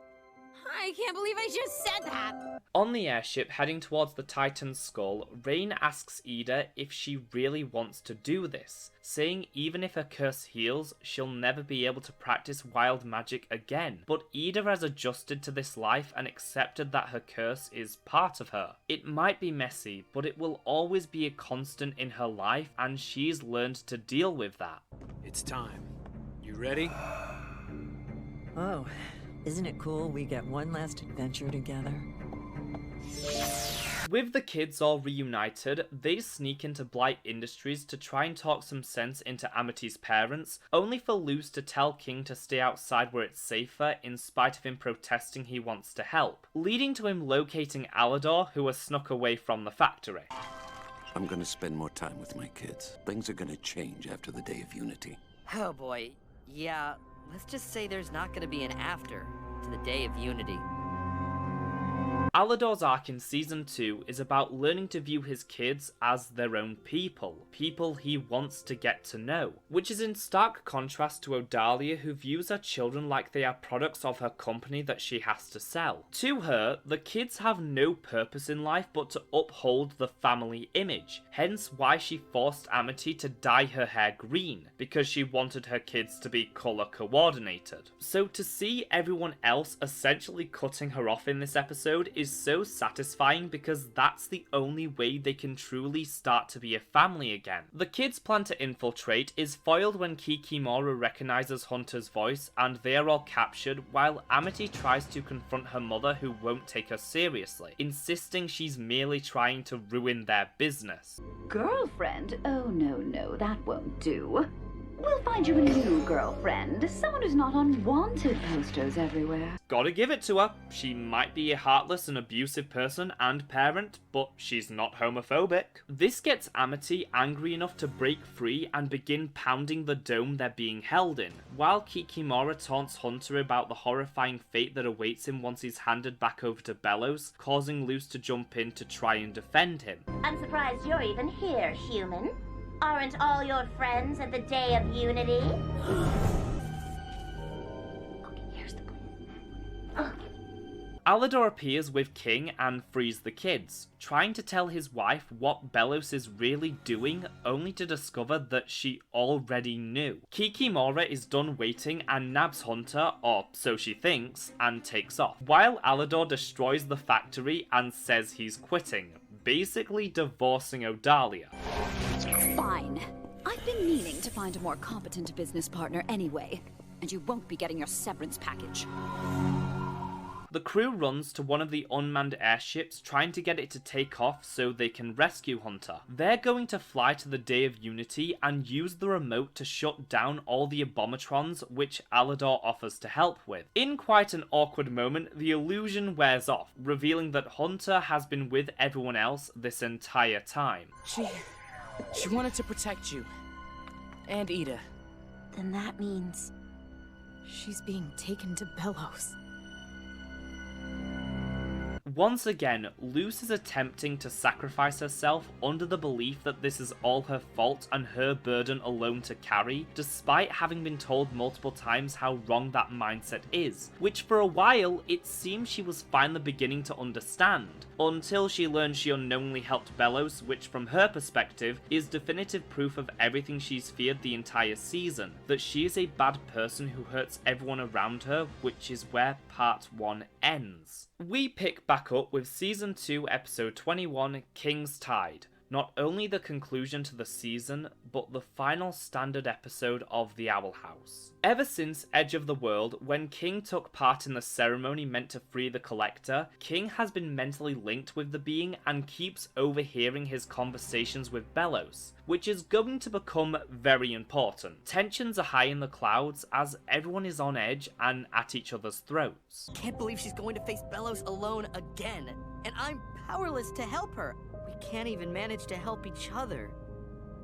With her quick thinking, Willow is able to defuse the situation and get everyone back on task, telling King there's always a way to help if you look for the right opportunity, which the little guy takes to heart. The Day of Unity gets underway as Ida prepares for her moment, telling Rain and Lilith not to worry.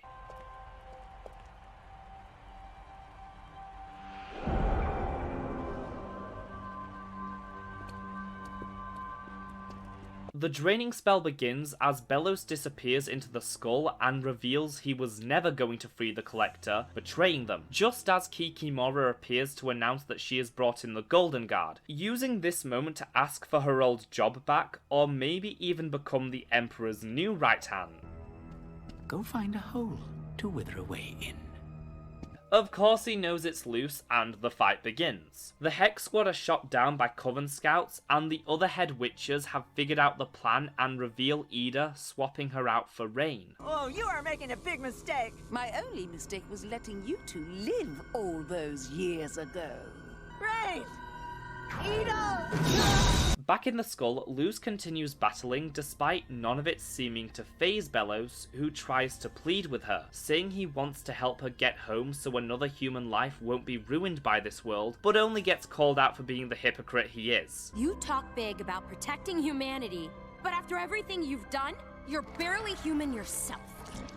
I do pity you. He decides to simply petrify Luz, who quickly tries to form a plan, telling Belos he's going to need a guide since the human world has changed so much in a few hundred years, and witch hunters aren't really a thing anymore. So she'll help him if he spares her friends, and asks him to shake on it.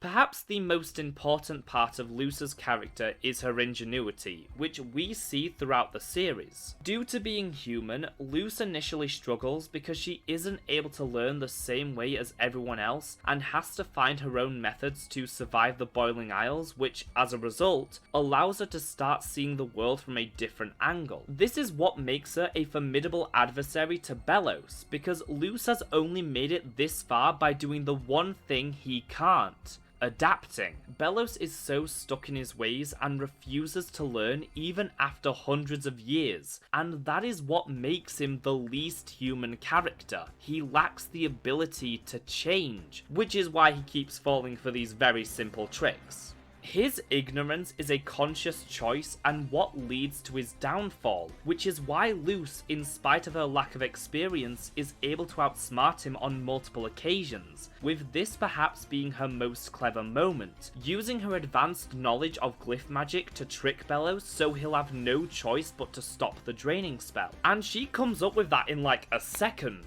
Unfortunately, it doesn't go like she thought, as Belos, overcome with the magic, is unable to maintain his human form any longer. With the airship crashed, we see everything from King's perspective as he drifts in and out of consciousness, allowing us to cover so much time in the span of a few seconds, a brilliantly effective storytelling method that further conveys how powerless King feels, while skipping ahead to when everyone arrives just in time to save Luz. Did you really think we wouldn't follow you? Yeah, girl, get with it. While the kids try to restrain Belos, King is left behind and falls down some stairs where he finds Kikimora, who tells him the only one who knows how to stop the spell is the Collector, meaning King knows what he has to do. Back on the bridge, everyone keeps defending against Belos, while Hunter uses his powers to keep his friends away from the monster's attacks. I only wanted to help you.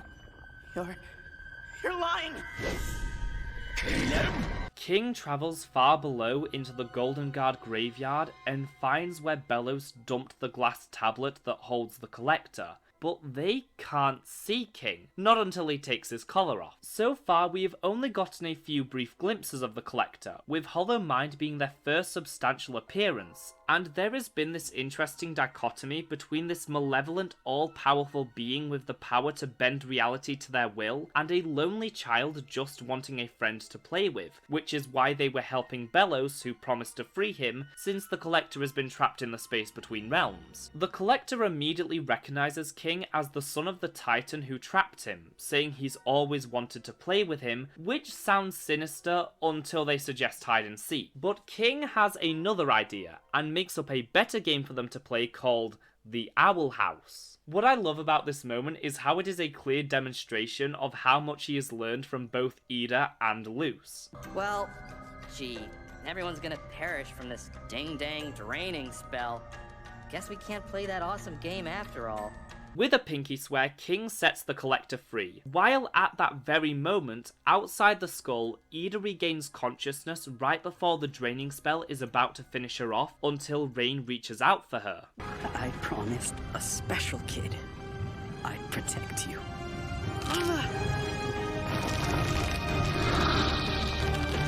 Rain!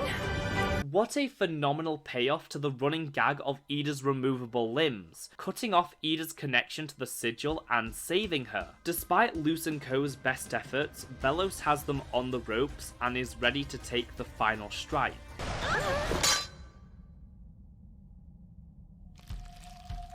What you playing? In an immediate display of his power, the Collector throws Belos into the wall, effortlessly turning the show's main villain into a pile of sludge and shocking everyone. King runs in to remind the Collector they can only play Owl House if they stop the draining spell. So, just like that, the Collector moves the moon, stopping the eclipse, but then gets a thought. If we're gonna play Owl House, we're gonna need an Owl House! We're gonna have a blast, everyone! Everything starts falling apart, with the only way out being Belos' portal, as everyone makes a beeline for the door while the world crumbles behind them.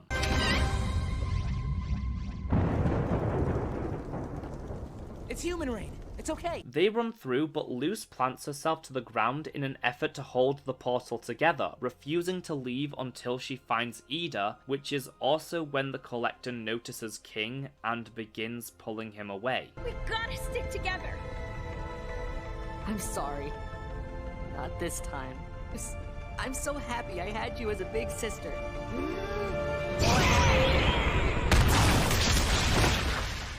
No! King! One aspect of this I haven't really seen get discussed is how this affects Luz. I mean, obviously she's devastated, but again, Luz has spent all of Season 2 trying to sacrifice her happiness and sometimes even her life for the people she cares about, out of a feeling of guilt and wanting to atone for something, but she can't wrap her head around why anyone would do the same for her, as shown when she gets angry at Ida for trying to send her away and can't understand her reasoning. And in the final moments of the season, just when it seems Luz is preparing to sacrifice herself yet again, King makes that choice for her, and she is left speechless, almost unable to process what just happened. It's that feeling of being powerless to help that King has been going through this entire finale. As everyone attempts to grapple with what just transpired, there's only one thing Luz can do right now. Hey, Mom. I'm back.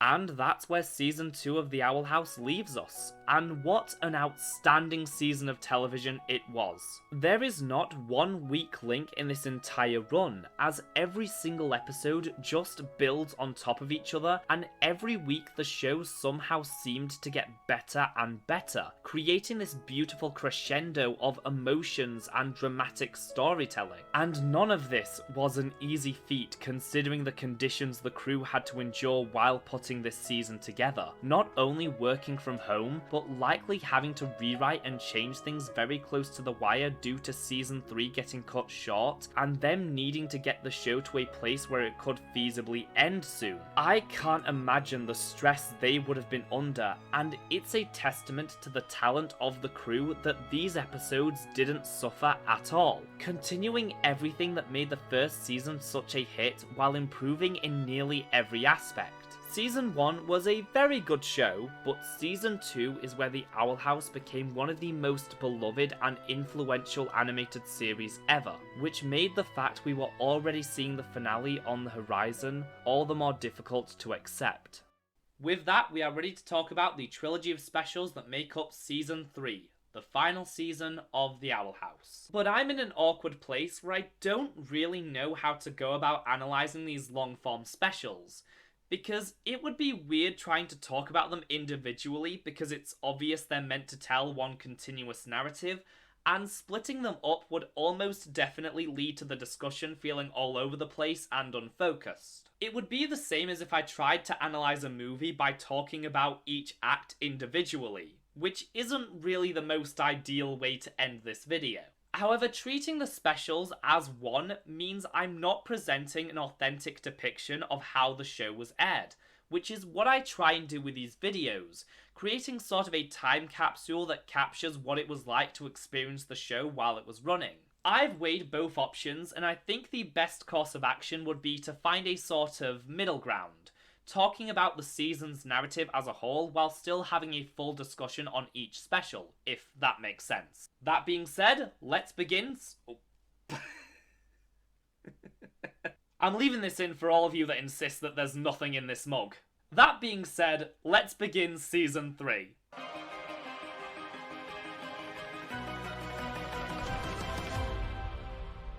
The season opens with Thanks to Them, that picks up right where Season 2 left off, with Luce and the gang showing up on Camila's doorstep. From there, the episode sees them trying to adjust to the human world while searching for a way back home, and also starting to move many of the characters towards a conclusion, with a lot of the runtime being devoted to giving the characters some breathing room to continue exploring who they are by reflecting on how much they have changed over the past few months. One element I love is how this whole thing takes place in the human realm. We don't cut to the Boiling Isles at any point, which really highlights this idea that everyone has been cut off, making you just as desperate as the kids to find a way back. But of course, the main objective emotionally with Thanks to Them is delving fully into the complicated relationship between Luce and Camila, which since the very beginning had always been one of the most divisive topics in the fandom, with so many painting Camila as a terrible parent even when it was clear that wasn't the whole story, because back then we only saw everything from Luce's perspective.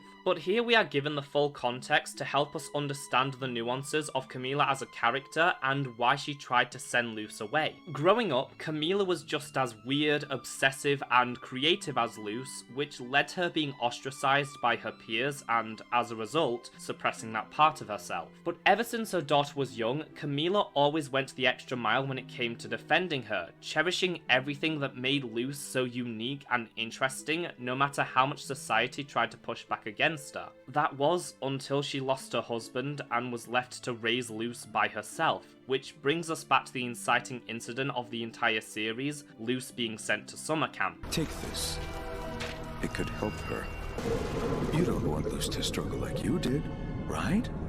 Proving once again the true villain of this series is the education system. This recontextualizes the entire show up until that point, retroactively making the story just as much about Camila as it is the Boiling Isles, with this episode showing what a devoted and loving parent she is, and not only to Luce, as she now has 6 other children to look after, and there are so many little details scattered throughout that demonstrate how dedicated she is. I wish I knew how to make demon food for your friends. Would they, prefer to drink blood? Mom. I'm just saying, if we need to find a way, we'll find a way. In the opening montage, Luce officially comes out to her as bi, and later in Camila's bedroom, we see a bunch of books with titles like Always My Child, Parenting LGBTQ, and Life Ain't Binary. This whole episode is just Camila beating those bad mom allegations at every turn, but the true turning point is when they revisit the ending of Yesterday's Lie, where Luce promised to stay with her after she came back. Well, towards the end of the special, Camila accidentally discovers Luce's video diary, dating all the way back to when they first moved to Gravesfield because they had a better hospital for Luce's dad. Here we learn that Luce's obsession with Azora and fantasy was something that was passed down from her father, as well as seeing her struggle with school and how her talents and passions aren't academically valued. Also, I can sit so perfectly still that woodland creatures come and sit on me. But I guess none of this is gonna matter on the SATs. The final entry is one Luce recorded very recently, where in her spiral of depression and self-loathing, she has decided to remain in the human realm permanently, needlessly punishing herself yet again. And Camila isn't having any of that nonsense, because like so many people did with her actions in the first episode, Camila didn't have the full story before. Now she sees what this world has done for Luce, allowing her to grow and find a whole group group of people who love her unconditionally, whereas before, all Luce had was her. And when Camila learns Luce is trying to give all that up, all she sees is her daughter making the same mistake she did at that age and isn't going to let her go down that same path. The other side of the episode leans heavily into Hunter and how he is coping with all this. Now in the human world with his new family, far away from the Emperor's Coven and his past, he finally has the freedom to fully become his own person and figure out who he really is. Especially since he's still dealing with the revelation of being a Grimwalker and continuing to hide it from everyone. They won't hate you any more than me when they find out that I might be a clone of someone who was a witch hunter with Bellows. And throughout the special, we see Hunter completely shed that identity and just getting to be a teenager, including his new wardrobe, his love of wolves, his passion for sewing, and his new fandom with Gus. The two boys sleep in the basement of the house where they discover Camila's old fandom, Cosmic Frontier, which Gus enjoys because it's a story about people trying to get back home like them, but Hunter has other reasons. Chief Engineer O'Bailey, who's hiding as a clone from the enemy planet. What, happens to him? Hunter gravitates towards this character because of how deeply he connects with them and the way it gives him hope for his own future. It's just another example of the show being a massive love letter to fandom culture in general, really exploring how people can develop a deep attachment to a piece of media, whereas so many other shows in the past have only presented this perspective of nerds trying to one-up each other on their trivia and ignore the real reasons people become so invested in these worlds and characters. Demonstrating through both Luce and Hunter how fiction can be an essential part of a person healing. Hunter's arc here is also very reminiscent to a lot of Anne's growth in Amphibia to me, down to them both having a significant moment in their journey where they look at their reflection and exclaim they are finally able to love themselves. Even if I'm not who I'm supposed to be, I like who I am right now.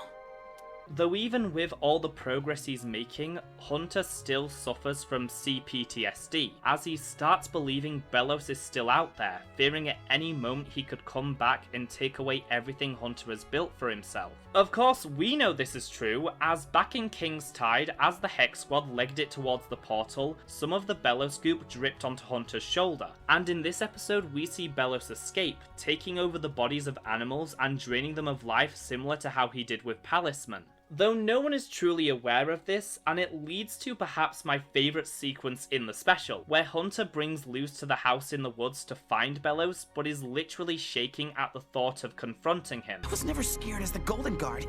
Then how about we bring back some of that masked confidence, huh? Again, this is an example of how Hunter's newfound support system continues to help him even when he's at his most scared. The two venture into the house, but all they find is a possum hiding in the closet. But what's important is Luce doesn't chastise him or downplay his worry. Gotta make sure you're safe too, Hunter. Your family now. Oh.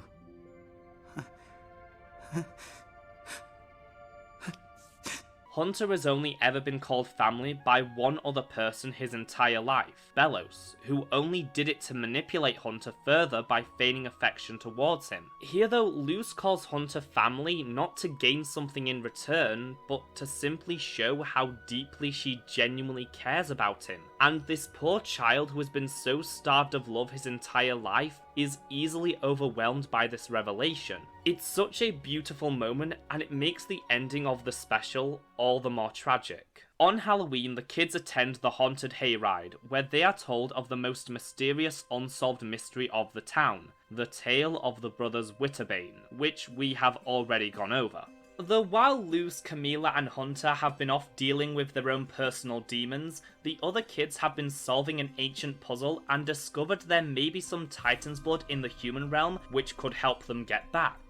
Hunter thinks he sees Bellows as he and Luce once more set off on their own, only to learn this was Bellows' plan all along. Through a cut on his finger, Bellows was able to infect Hunter, purposefully giving him those visions so he would lead them to the Titan's blood, and now he has completely taken over Hunter's body, revealing to the group that Luce helped him meet the Collector, as everyone leaps into action with some more stunning animation.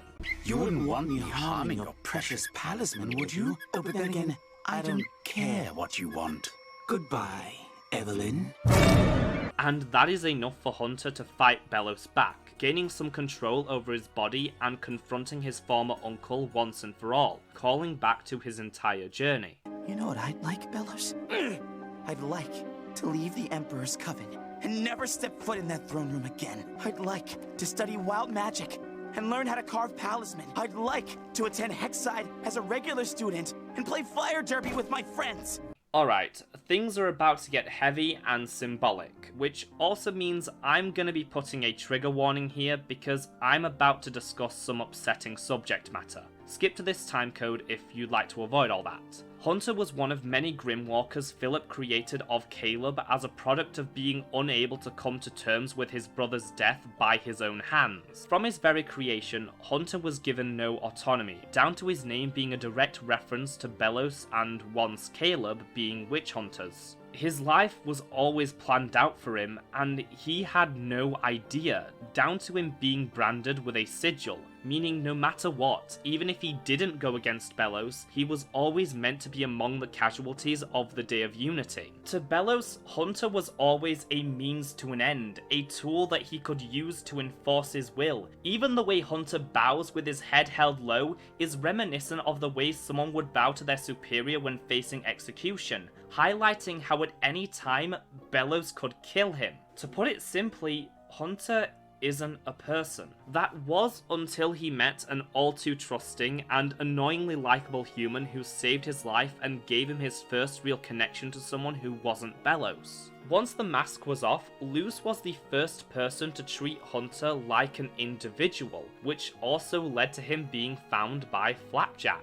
Flapjack is a cardinal, a type of bird that is often said to represent the souls of loved ones, and later on we learn that Flapjack's original owner was Evelyn, the witch Caleb fell in love with, and now the Palisman has returned to try and save him. Throughout Season 2, while Hunter grapples with his loosening grip on his identity, Flapjack is constantly trying to push him in the right direction. It's his interference that gets Hunter caught in Eclipse Lake, leading to him meeting Ida, who Flapjack knew would try to help him because she's a Clawthorn. But in doing that, Hunter meets Amity, who is the first person to offer him help and tell him that there's another way. Though even after Hollow Mind and Labyrinth Runners, Hunter still isn't free of Belos' control, barely being able to face him, but still managing to, which shows how much strength his new support system has given him because he's terrified. He knows what this monster is capable of, and yet despite all that, he's able to look him in the face and reject his lies. And it's from that point on where the true healing begins, which we've seen throughout thanks to them. With distance from Belos, Hunter starts to become his own person and gain control over his life, which is shown through how he changes his appearance, which has always been the way this show demonstrates personal growth. There's a scene in the opening montage where Hunter briefly sees Caleb in the mirror and has a panic attack. Later, Willow walks in on him trying to cut his hair, and despite having no idea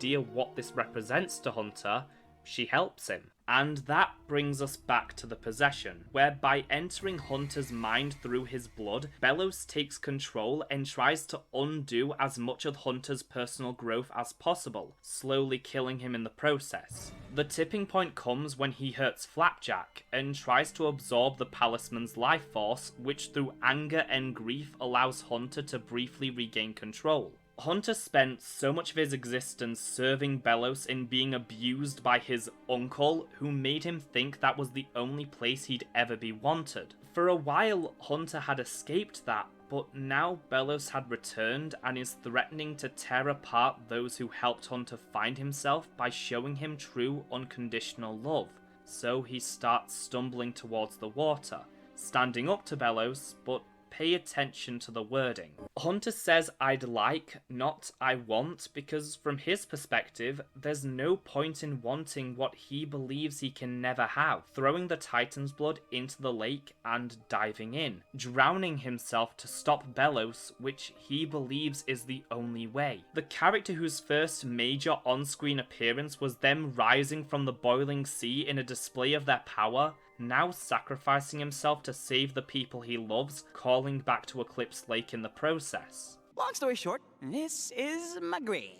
Want me to make you one too? Back then, Hunter, from his perspective, had nothing left to lose, and was ready to accept his grim fate. But now he has everything to live for, which makes this moment all the more heartbreaking. This is also another way the Owl House uses the worst of human history for some brilliant storytelling. Trial by water was one of the many methods people used centuries ago to determine if someone was a witch, where if the accused sank and died, they were innocent, but if they floated, they were a witch. So now Hunter has subjected Bellows to the very same fate he no doubt subjected many to. And in this moment, Hunter does die. Camila jumps in to try and save him, but once they're out of the water, Bellows leaves Hunter's body, confirming that the deed is done. Caleb, you would stab me in the back? You did it to him first. While everyone starts to panic, Flapjack flies over and rests on Hunter's chest.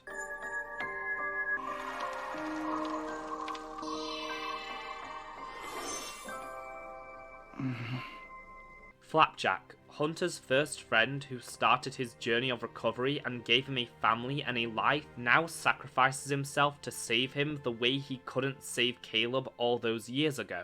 As Flapjack transfers his remaining life force to Hunter, we see the magic fill in the scars left by Bellows, as well as changing Hunter's eye colour, severing his ties to Bellows entirely and freeing him from that narrative. There is still a little more to Hunter's story, which we'll come back to in the next special. Right before Hunter is revived, Bellows uses the Titan's blood to escape to the Boiling Isles, causing Luz to finally come clean about her accidentally helping him, the thing she has hidden and avoided for months out of fear everyone would hate her for it. But again, because this show knows how to write realistic and consistent characters and not throw it away for the sake of drama, of course that doesn't happen. You were tricked. That's what Bellows does. He tricks people. But if it weren't you, it would have been someone else, and then there'd be no one left to fight back. Let's fight back. For Flapjack? For Flapjack.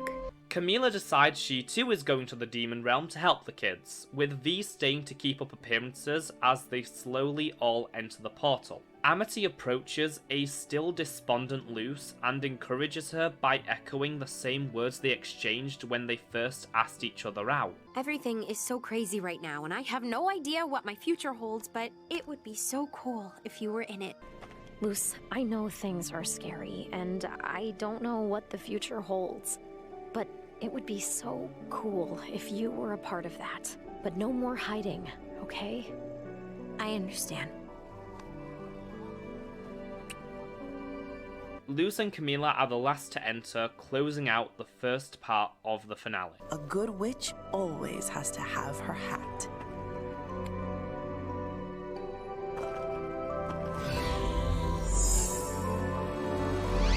Now, the reason I was so conflicted about how I wanted to tackle these specials is because of something that happened after Thanks to Them, but before the next episode, because it is such a crucial piece to this story. The day after Thanks to Them premiered, where it was simulcast on both Disney Channel and Disney XD, the full thing was uploaded on YouTube, where in practically no time, it had reached over 2 million views. I've talked a bit about the positives and negatives of how fandom and its relationship with companies has changed with the rise of social media, and an interview Dana Terrace did with CT Insider around this time very much confirmed what I've always suspected, that being that network executives can very easily ignore when something is trending.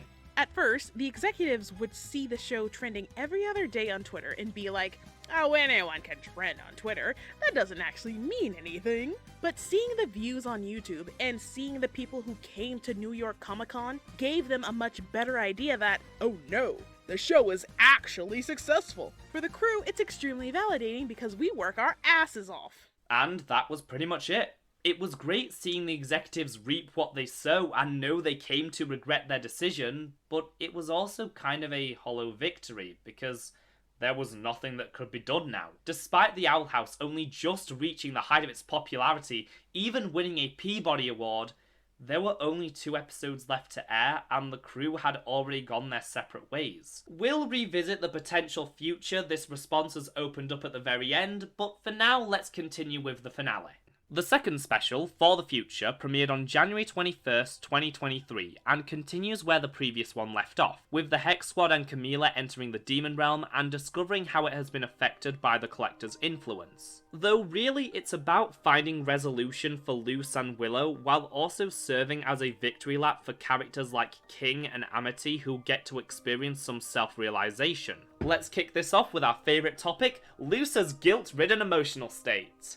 Yay! In thanks to them, Luce might just be at her lowest point, where after failing in her attempt to stop the draining spell which paved the way for King's heroic sacrifice, Luce is dealing with her still deteriorating mental state, while also having the added stress of reuniting with her mother and trying to find everyone else a way back home. With Luce being cut off from not only her magic but the rest of her family, she's left feeling powerless to do anything, causing her self-hatred to intensify, down to her during an outburst wishing she never existed because everyone would be better off. It is made abundantly clear Luce is suffering from depression, which was true back in Season 2, but now that she's back in the human realm, there's nothing to distract herself with. And the way the show depicts Luce's condition is so harrowing because of how real it feels, in that you can tell her story is being written from experience,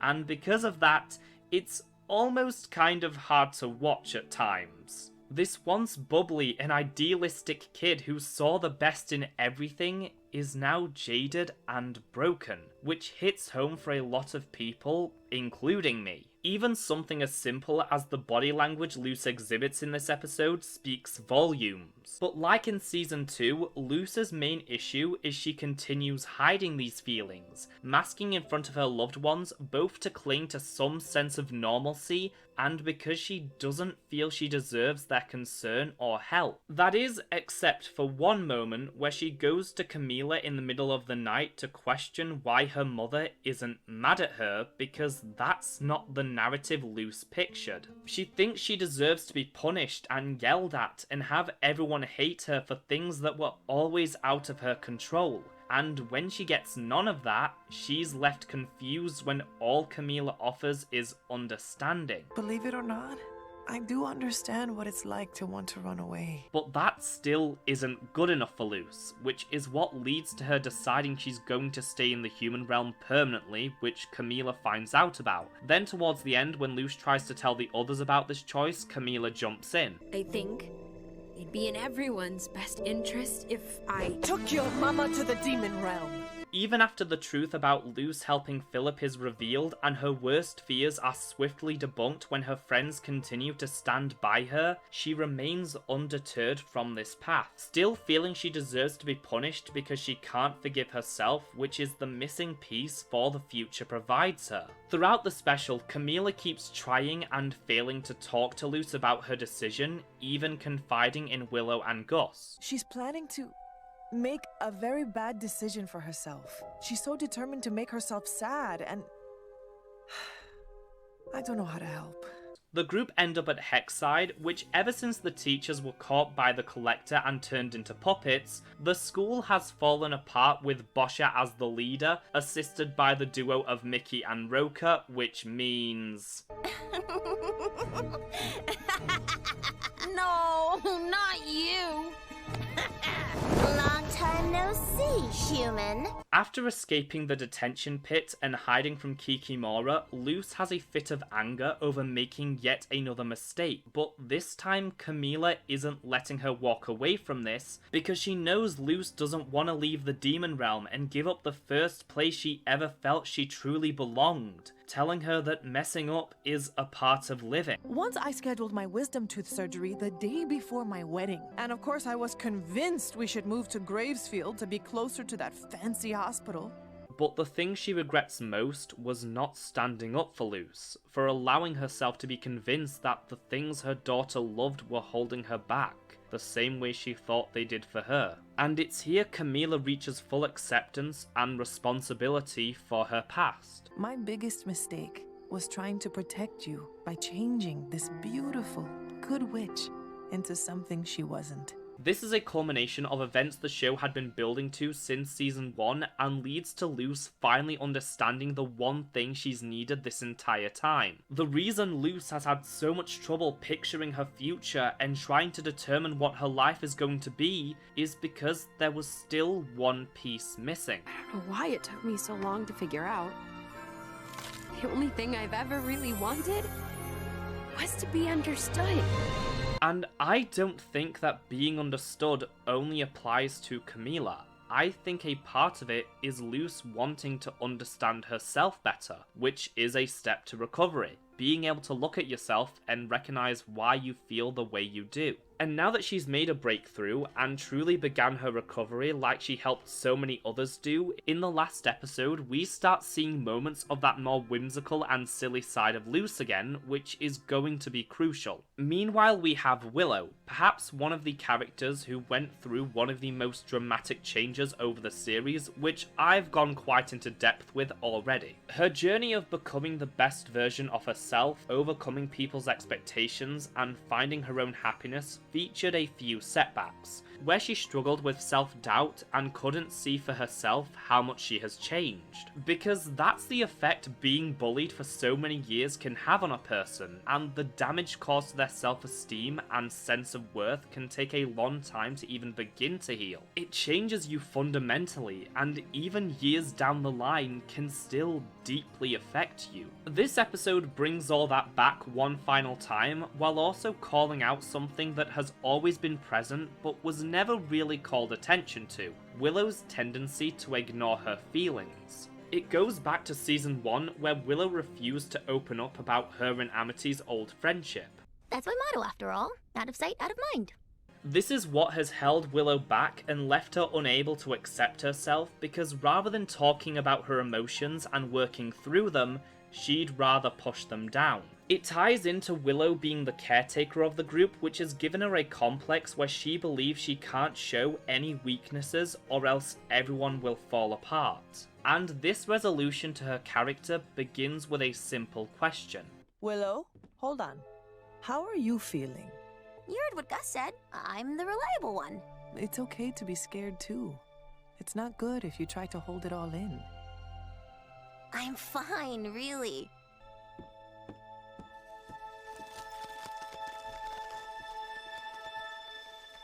Later on at Hexside, while continuing to bury her feelings, Willow distracts herself by attempting to comfort Hunter, who is still grieving over Flapjack. However, when he doesn't react how Willow expected, she blames herself, believing she's only made things worse before running off, where she is confronted by Boscha. If you want my advice. Advice? From you? You have been nothing but petty and mean to me since I met you. What advice could you possibly give me? Actually, I was gonna advise you to watch your back. You never know when your opponent is gonna strike.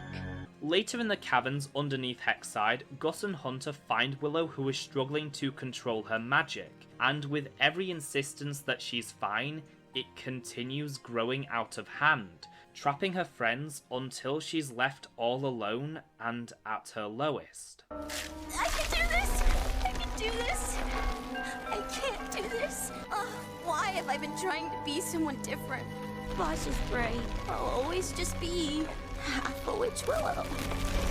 Throughout the episode, Hunter has been on edge, volatile, and obsessed, which all stem from him still grieving over Flapjack and not knowing how to process his loss. So when things start falling apart, he doesn't know what to do or say to help. But when he sees Willow degrade herself, which he's witnessed before, something awakens inside him. You didn't make anything worse. You didn't do anything wrong. You guys mean the world to me, and I didn't know how to say that yet. Just please, don't call yourself that ever again. You've been holding in a lot, haven't you? Now that Hunter has become his own person and permanently freed himself from the blood narrative of Bellows, it's only then can he use those tools he learned to help his loved ones break free of their own mental cages. Willow wasn't the first person to offer Hunter friendship, but she was the first person he accepted it from, besides Flapjack. And now, Hunter saves Willow from her own self-doubt and insecurities, with him and Gus finally getting her to let herself feel her feelings. Here we also get the last bit of Hunter's journey, with him discovering that he still has his powers. Hunter, how did you do that? The magic of friendship? No, the magic of Flapjack! Those are the main arcs that reach a conclusion, but there's also a few moments that revisit how far other characters have come since they have previously completed their journeys of growth and self-discovery. Amity confronts Boscha, who still pictures her as she was at the start of the series and refuses to see how she has changed. Amity cutting ties with her is something that affected Boscha because she's so used to getting what she wants and can't fathom why Amity would choose to hang out with people less popular than her. With Boscha begging Amity to come back to her, and when that doesn't work, she starts physically restraining Amity. I can't be who you want me to be, Boscha, but we can still save your teammates. Will you let us try? In the end, Boscha and the other students hold back Kikimora, allowing everyone to escape into the Titan's skull. The other big moments come from Ida and King, who return in this episode after what felt like ages since by this point, King's Tide had aired 8 months prior. For the Future opens with a flashback that shows what happened immediately after King sent loose through the portal, with the Collector wreaking havoc on the Boiling Isles. King tries to talk him down, only for them to be spotted by Lilith. I don't know what you are, but stay away from my nephew! Hands up!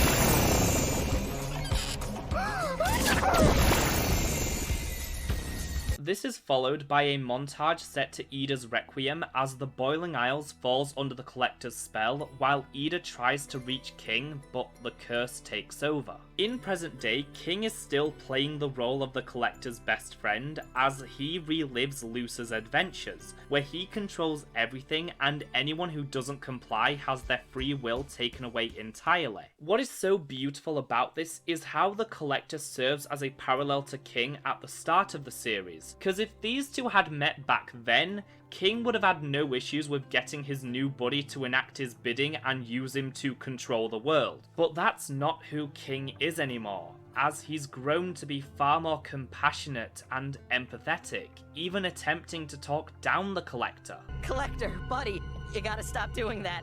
Think about what you're doing to these people. But King does have an ulterior motive in all this. Because of how he has gained the Collector's trust, he uses that to keep his loved ones safe, keeping the Star Child under the impression Ida's curse is still in full effect, allowing her to avoid a wooden fate. Though she is still locked up and guarded by the former Coven heads. However, they have an escape route to a hideaway in the woods where Lilith is hiding out, because King at some point was able to convince the Collector to release her. It's thanks to her the sisters are still able to manage the curse, as she's been trying to recreate the elixir. Now, can you do something about this guy? Lucifer! Can you hear me? Sequestered in a darkness like unto death, the dulcet tones of an angel wakes me. Be it you? Lulu! It be! Hootie, you keep finding new and impressive ways to creep me out. The trio puts their heads together to think of a way to stop the Collector and find a way to trap him again, but King doesn't want to do that because last time it didn't work. King believes there's a way to fix this that doesn't involve any more bloodshed, once more demonstrating how mature he has become. The Collector is just a little kid. A scary, powerful one, but also sad and alone. Let me talk to him. Immortal being to semi-immortal being. It's worth a try if no more people get hurt, right? Oh, you're growing up too fast for me, kiddo. Mwah. Too bad all this goodwill is ruined by Bellows, who possesses Rain and uses them to manipulate the Collector, informing them Luce has returned and that King is planning to betray him. Back with Luce and co, they successfully use the shortcut to transport them into the skull of the Titan, where they gather round to meet Luce's palisman. What kind of magical creature will it be?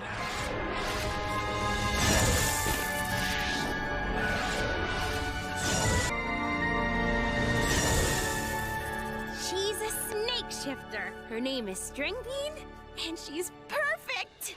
What a fitting representation of Luce's conclusion in this episode. When we first met her, society was attempting to put her in a box and force her to conform. Then throughout the series, we've watched her constantly struggle with trying to choose what her future will look like, despite the fact the only person making her choose was herself. So Luce's palisman, the representation of her innermost desires, is a creature who isn't one thing and can adapt to new situations just like she had to as a human training to be a witch. Because Luce herself isn't done changing and growing, and she doesn't have to be just one thing like she's believed for so long. Like she said, I got to decide what my future looked like when I chose to be a witch, and I want them to have that option too. But this moment of levity that allows our characters to reflect is short-lived, as we soon learn they are being watched. What will you do, Collector? I think I want to play a new game. Leading us into the third special, Watching and Dreaming, the end of Season 3 and the final episode of The Owl House. Through brief flashes, we see Luce's loved ones all get dragged away from her, followed by a blinding light that sends her to the realm in between. You have to wake up. The Collector has trapped Luce, Ida and King in their worst nightmares in a last-ditch attempt to stop them from reaching each other, with Luce seeing herself as Belos, having failed to save the Boiling Isles and causing her friends to turn against her, confirming every insecurity she's ever had. Though she's able to see through the ruse when Amity challenges her to a witch's battle instead of a duel, because Luce could fully believe in a future where her loved ones hate her, but refuses to accept Amity would ever misquote Azora. And in that moment, everyone is able to temporarily overcome the spell just enough to tell her what's going on, leading to the first moment of the finale that made me cry. Think about it. What's the first thing you do when you wake up from a bad dream? You turn on the light.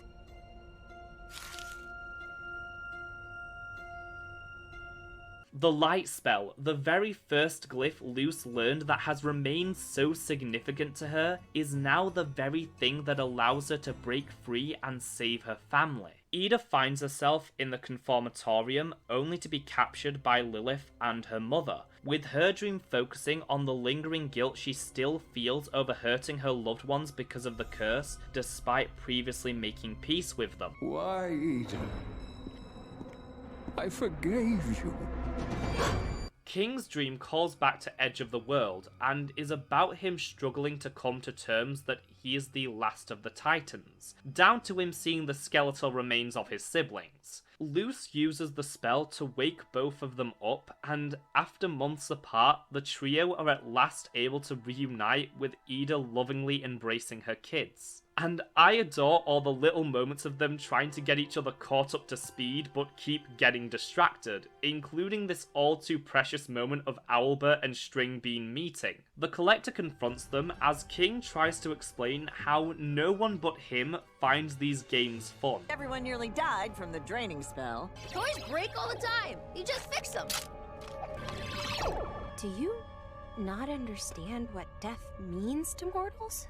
To show them how fun his games are, the Collector decides to play with them personally, leading to a montage where through the Owl family's persistence and ingenuity, they keep beating the Collector at his own games until he's had enough and goes to sulk in the corner. Luce, Ida, let her go. If anyone can talk some sense into them, it's Luce. That is why it was so important that Luce have her big emotional breakthrough in the last episode, because only after she was able to work through her self-loathing and rediscover her joy and compassion could she be able to get through to the Collector, who is sick of being tricked and lied to because that's how he ended up here in the first place. His siblings tricked him into going to see if the Titans wanted to play, only to then start haunting them once the Archivists became afraid of their power, which the Collector was blamed for, and why King's dad imprisoned him. I found King! I found the last Titan, and he's my friend now! I know it's just pretend! I don't care! I'll pretend as long as I want! Luz says she knows that this isn't really what the Collector wants, because they can all relate to how he feels. So they decide to take him on a trip down memory lane to show the Collector what true friendship means, and by extension, what being alive means, with Luz talking about all the hardships that she's faced along the way. They travel to the Knee, which is of course a very special place for Luz, as it's where she formed her connection with the Isles. But everyone is shocked when the Collector refers to Luz's glyphs as Titan magic, wondering how Luz was able to get the Titan to show her all this. People are complex, and sometimes they just need a little kindness and forgiveness. It seems the Collector is finally beginning to understand, and things are looking up. There's just one little detail that Luz kinda forgot about. Do you hear that? Hear what? Breathing. Using Rain's body, Belos takes himself to the castle, where Rain uses their magic to free themselves from Belos's control, which they had been fighting against the entire time. That's fine. Only one vessel is big enough to do what I need. Huh? No. Rain chases after him, and let's talk about some of the background details in both this episode and for the future, because they too tell a story. A story of the people of the Boiling Isles realizing they have been serving a false prophet. The statue in the town square has been demolished with a message reading, "Where's your Titan now?" and similar writings found all over town, but the most disturbing are found in the castle itself. Joining the Emperor's Coven meant giving up everything, your identity, your loved ones, all to serve the throne. While other places in town convey a sense of fear and anger, these ones tell a story of people who realized they had forsaken everything in the name of a man who lied to and betrayed them, with perhaps the most chilling being a simple message reading, "I gave up my palisman for you." Rain does their best to stop Belos, but they're too late. Poor Rain. You tried so hard, didn't you? Belos enters the Titan's heart and starts to infect the entire Boiling Isles like a fungus, while Luz, Ida, King, and the Collector approach the castle just as Belos takes his final form. Finally! I can cleanse this perdition myself! Perdition is a word associated with Christian theology, and refers to a state of eternal punishment and damnation into which a sinful and unpenitent person passes after death. They are not even trying to hide what Belos represents anymore. The Collector says they know what to do and flies up to Belos. You just need kindness and forgiveness, huh? The moment the Collector's back is turned, Belos prepares a finishing blow as Luz races towards him, shielding him from the blast. He's confused why that didn't work, as Luz tells him this situation is a little more complicated. But she didn't get out of it unscathed as the infection starts to take over her body. Looks like we're gonna be split up again. I feel like I should be used to this feeling by now, but I still don't know what to say.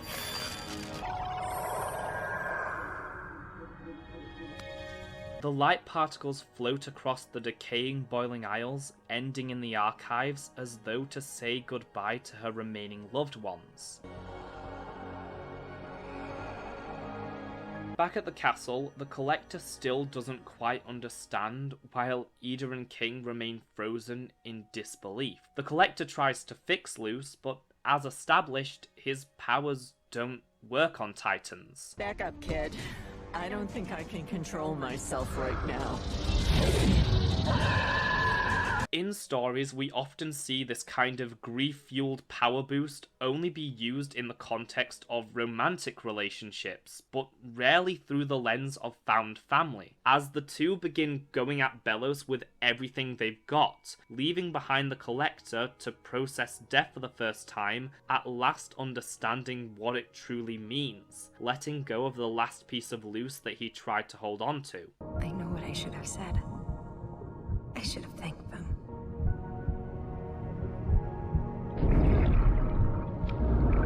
At the start of both For the Future and this episode, we catch glimpses of this being in the space between dimensions calling out to Luce, and we learn that all along it was King's dad, which Luce can hardly believe. Also, they're voiced by Aaron Hansen, one of the Game Grumps who is perhaps best known for kissing the odd ones out on stream that one time. I think King said it best once. I am both king and queen, best of both things.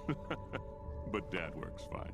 We learn King's dad has been stuck there for quite a while, not being able to do much but watch over his son, with the Titan in a sense being meant to represent the show's fandom, hence the Bad Girl Coven t-shirt, the pyjama pants patterned with the glyphs, and the fact they've been watching from the very beginning. The fondness the Titan has for Luce stems from her kindness to King, but Luce argues she's not that kind, saying that when she saw the Collector flying to Belos, she hoped to see them finish the monster off. I can relate. I was willing to do anything to keep my kids safe, but I attacked the wrong person, dragged the Collector down here for nothing.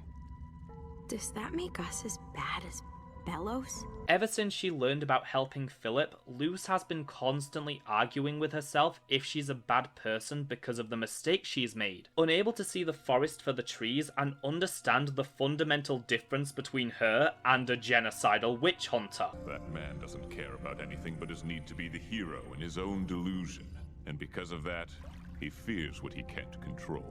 Both Luce and Papa Titan are dealing with guilt and both need to move on in some form. The Titan is stuck in between because of his regret falsely imprisoning the Collector, and Luce because... yeah. They each played a role in setting things into motion, but Papa Titan uses their shared experience to get through to Luce in a way no one else could, though time is running out. With the Titan having been mostly dead already, it didn't take much for Belos to take over, and soon he will have full control. You ready to stop him? What can I do? You've already helped King so much, so let me use my last bit of life to help you. This ties all the way back into the second episode of the series that broke down Luce's Chosen One fantasy and ended by telling her she has to choose herself. But at the time, Luce didn't quite understand what that meant because she was still impatient and impulsive. And I've mentioned so many times at this point how this idea of choosing herself is something she has constantly struggled with. Whether it was putting undue pressure on herself to pick a set path, or refusing to value her feelings and even her life, constantly trying to make these needless sacrifices and beating herself up for every little mistake. But through it all, she continued to grow, and now that she's moved past all that, it's time for her final test. I can't give you anything unless you choose to accept it. So the question is, will you choose yourself? Luce wasn't brought to the Isles by fate. There was no prophecy foretelling her arrival. Even her helping Philip and setting all of this up was nothing more than an accident. Like Hunter said, if it wasn't Luce, it would have been someone else. Luce doesn't have a predetermined destiny. Everything she has done, she has earned through her determination and kindness. That's why Amity fell in love with her, why Willow, Gus and Hunter will always stand by her, why King and Ida will always be there to help her, why Camila is able to recognize how much she has changed, truly seeing her daughter for who she is, and why the Titan showed her the glyphs. And in that moment, she finally chooses herself. She chooses the life she's built, the people she's found. She chooses her happiness. Both Luz and Papa Titan move on from their guilt and are able to leave the realm in between, just in opposite directions, with Luz returning to show Belos what for, and the Titan doing what he can to correct his mistake, thus allowing him to fully pass on. What about King? Don't you want to say something to him? Oh, he'll love that. With a final goodbye, the Titan slips into the darkness below, and Luz gets sent back, while in the archives, Camila regains consciousness after the remaining Hex Squad free her using the light glyph. Due to Belos' infection, the archives start to crumble as the kids need a way to save everyone. And what about Luz? Luz is a Noseda. It means she's way too stubborn to let any of this get her down. In the meantime, I think I know how we can help, even without your magic. Ida and King continue targeting Belos while the Collector tries to get through to them, not wanting anyone else to disappear. The gravity of grief is starting to affect him as Belos tries to swat them out of existence.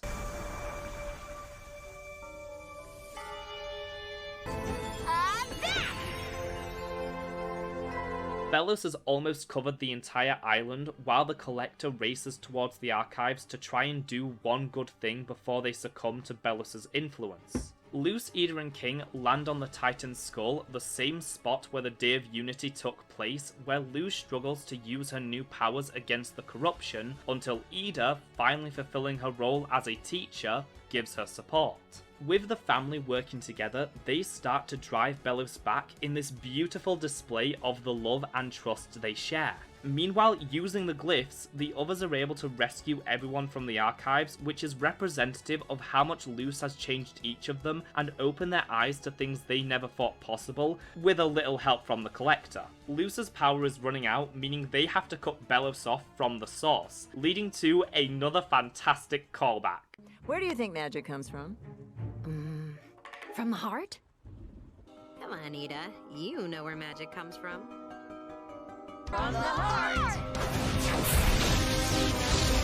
Deep in the throne room, Rain has been able to keep the corruption at bay via their whistling magic to the tune of Ida's Requiem until Ida discovers and frees them to join the trio. It was so nice to see Rain as part of the final stand against Belos after everything they'd gone through for the sake of stopping him. The cats find Belos as Luce makes her way to the heart and begins to tear him out with her bare hands. You can't defeat me. Let's talk about death in the Owl House, and how it isn't only used for some macabre visuals that make people go, I can't believe this is on the Disney Channel, because exploring death is a core part of the series. Luce's story begins with her losing her father at such a young age and how that continues to affect her, with the teen becoming obsessed with the Azora book series along with fantasy and escapism as a whole because it was the last thing her dad left her and as such became a symbol of how his love for her still goes on.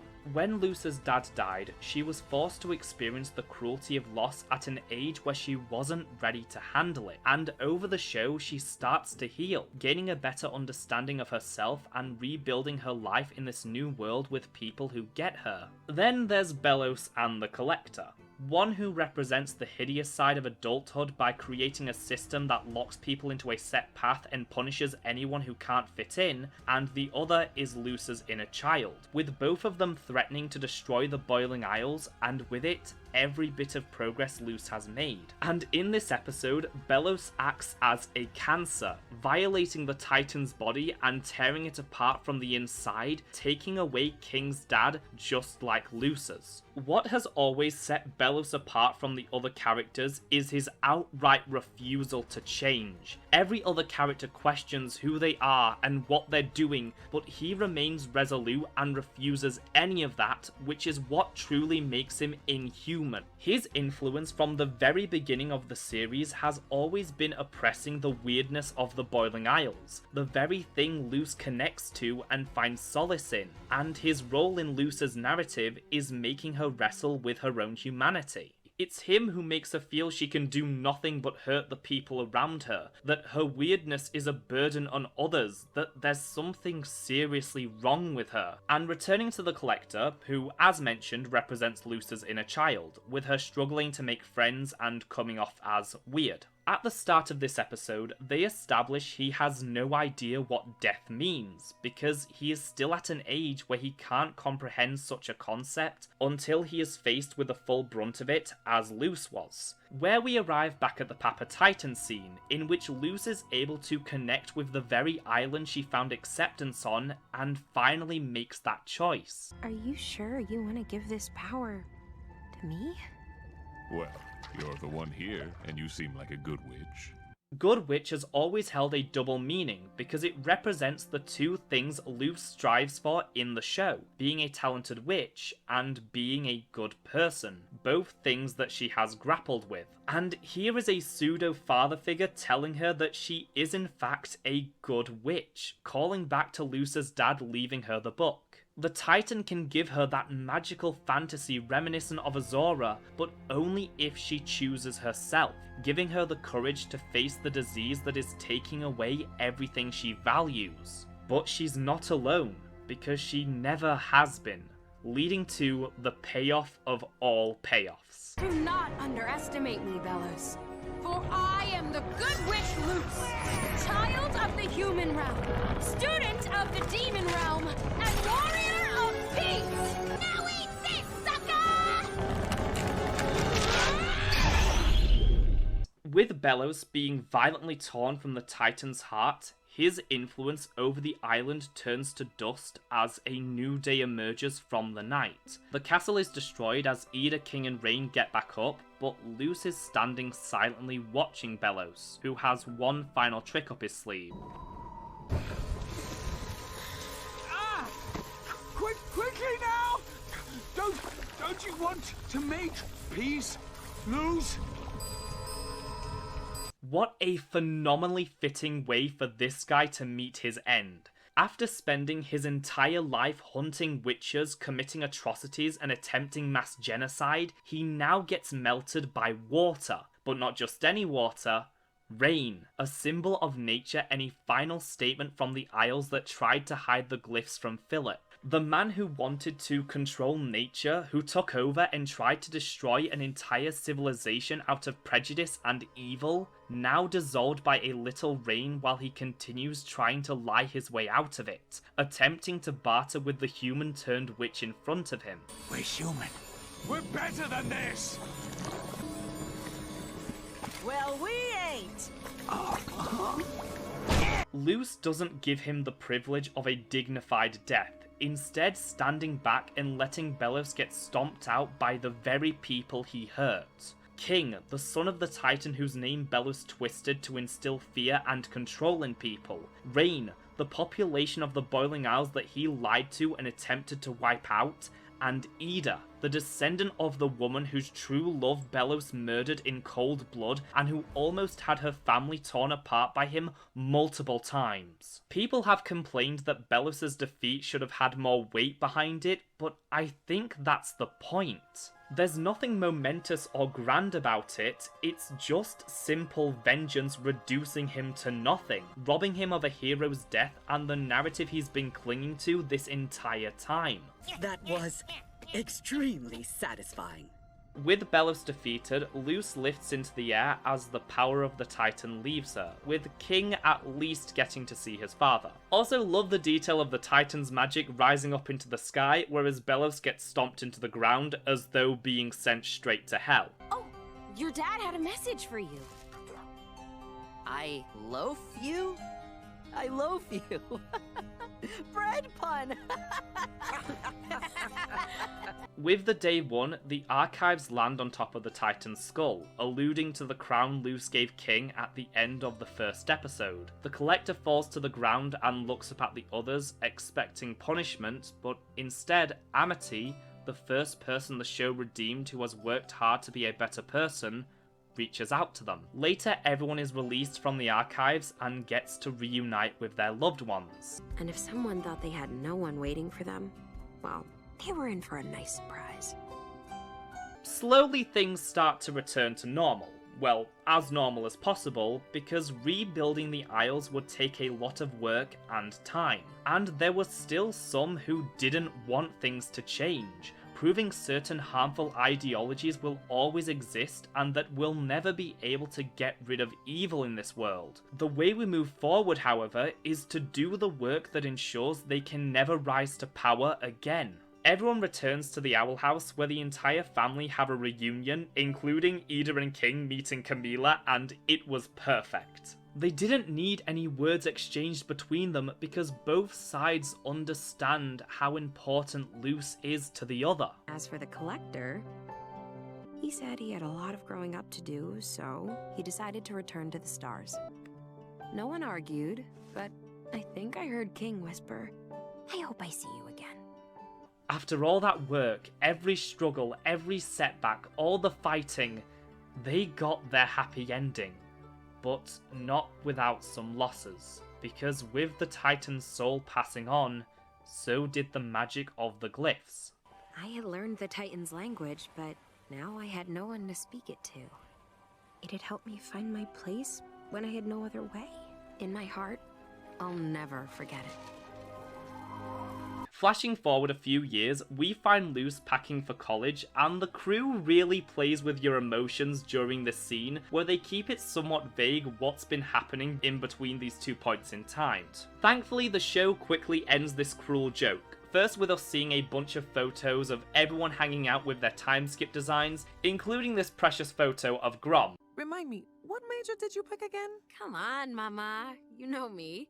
I picked all of them. How is that even possible without your glyphs? It's been tough, but me and String Bean figured out our own way of doing things. V sends Albert to get ready for the surprise as we see the Collector has created a new permanent portal door, which Albert flies through, leading us into the Boiling Isles just like he did Luce in the first episode, and the end credits start rolling, where this beautifully animated scene gives us insight into where everyone has ended up. Willow is still playing Flyer Derby, likely having gone pro by now, and Hunter is working for Del, Ida's father, as a palisman carver. This kid's journey began working for someone who destroyed palisman for his own gain, and ends with him working for someone who creates palisman for others. He's even carved out a new one of his own called Waffles. And I guess Willow and Hunter are now a couple, which I love how in this show the queer relationships were as explicit as possible, whereas the one heteronormative pairing is the one left in the subtext.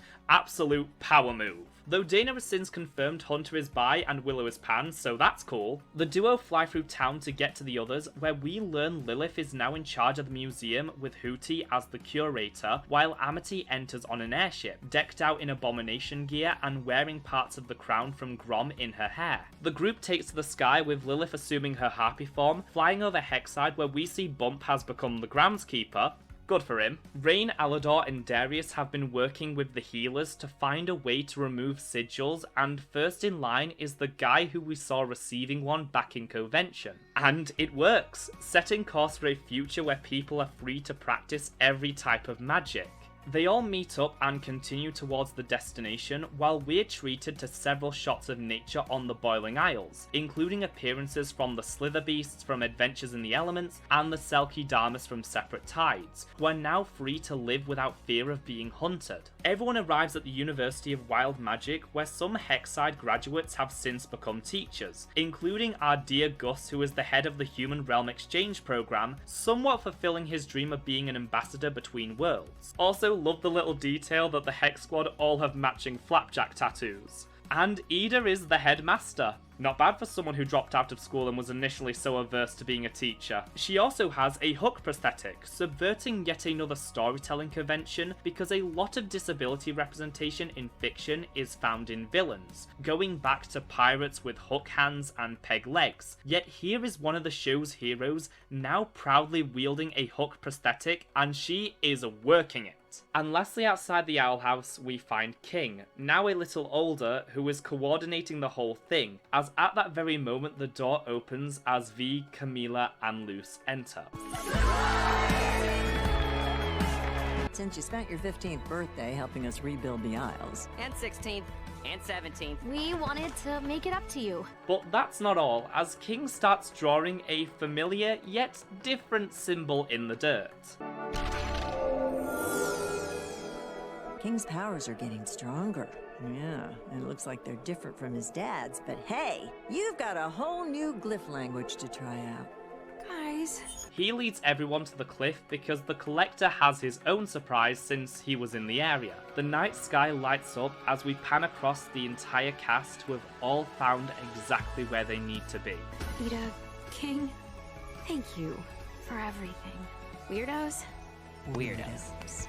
Despite everything the crew had to deal with to bring us this story, mainly the cancellation causing them to majorly condense down their plans, against all odds they delivered a whole and satisfying conclusion across all 3 specials that call back to and expand on the central themes of the series. A search for identity, working towards the best possible version of yourself, healing from trauma, coping with loss, accepting every part of you, both the good and the bad, and all in an arc that sees Luce finally take charge over her own destiny and choose herself. It's the final leg of a long journey that showcases the outstanding level of growth each character has gone through, and how they made it through the worst by continuing to rely on and support each other even in their darkest moments. With the help of her family, Luce was able to put an end to Belos and save the world that saved her, which is topped off with some of the highest quality animation in the industry and a jaw-droppingly powerful musical score. Were there things left unanswered and mysteries left unsolved? Of course there were, because trying to fit in every dangling thread from the first 2 seasons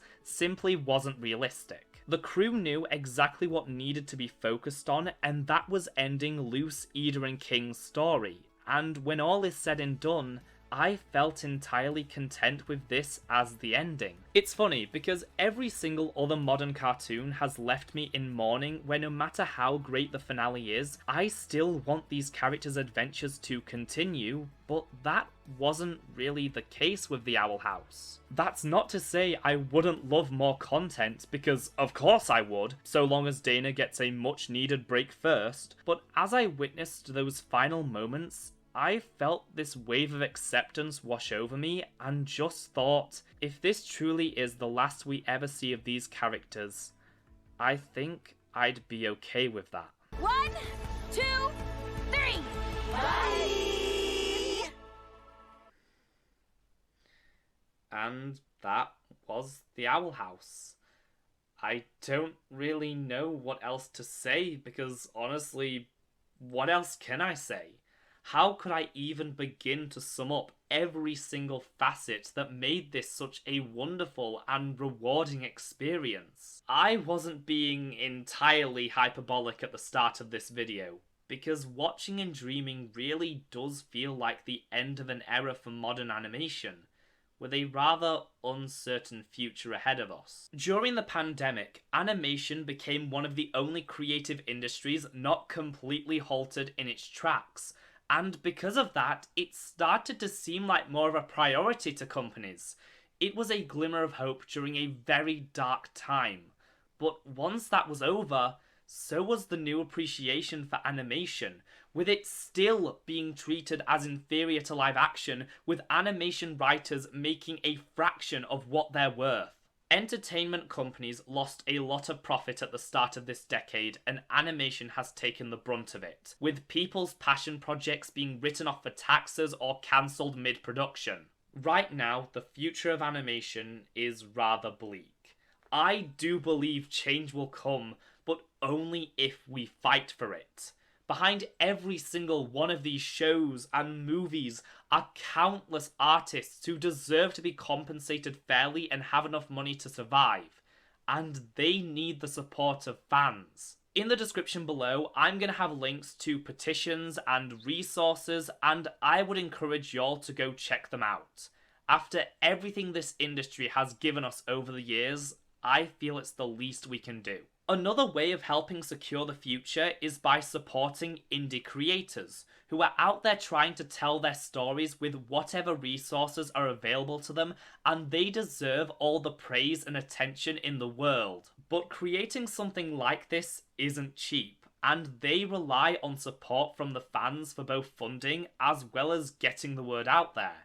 And I would like to highlight two that I would highly recommend checking out, especially fans of the Owl House. Ghost Friends is a comedy fantasy series created by AKA Outlet about a group of 4 undead friends going on adventures together. Stuart wasn't expecting to be brought back to life, much less as a zombie, but thanks to his best friend Cameron, an adventurous skeleton who loves wielding his new powerful, uncontrollable magic, things have been pretty chaotic. On top of that, a dramatic ghost girl and her vampire lackey have been following them around. Between being a good friend and keeping himself stitched together, the task almost seems impossible. There is a lot to love about Ghost Friends, in particular its diverse cast which represent a wide margin of ethnicities and LGBTQIA+ identities, including Pan and Ace, which so rarely receive any representation in the media. In a similar vein, the series also features autistic and disabled reps stemming from the creator's own lived experience. What especially piques my interest is the promise of incorporating mixed media, where mediums such as sand animation, watercolor, traditional paper animation, and others will be used to convey intense emotions, truly showcasing the power of animation and innovating the indie scene. It should also be noted the series is aimed at a young adult or teen audience, as it will explore themes of grief and change and no doubt hit close to home for many a people. And the best part, there's a pilot already available for you to watch right now. It was released in 2021 and serves as a proof of concept for the series and introduction to its cast. You'll also find links down below to their official website for more info, as well as their Ko-fi to help fund future episodes. Created by Studio Psycho, Heathens is an upcoming action comedy series that follows a trio of friends as they, their society, and their secrets become intertwined in a fated series of events. Leave your dignity at the doorstep and welcome to hell. With influence from shows like Gravity Falls and, of course, The Owl House, if you love an involved story packed with lore and many mysteries for fans to solve, alongside a chaotic yet endearing bunch of characters with the vibes of Western anime,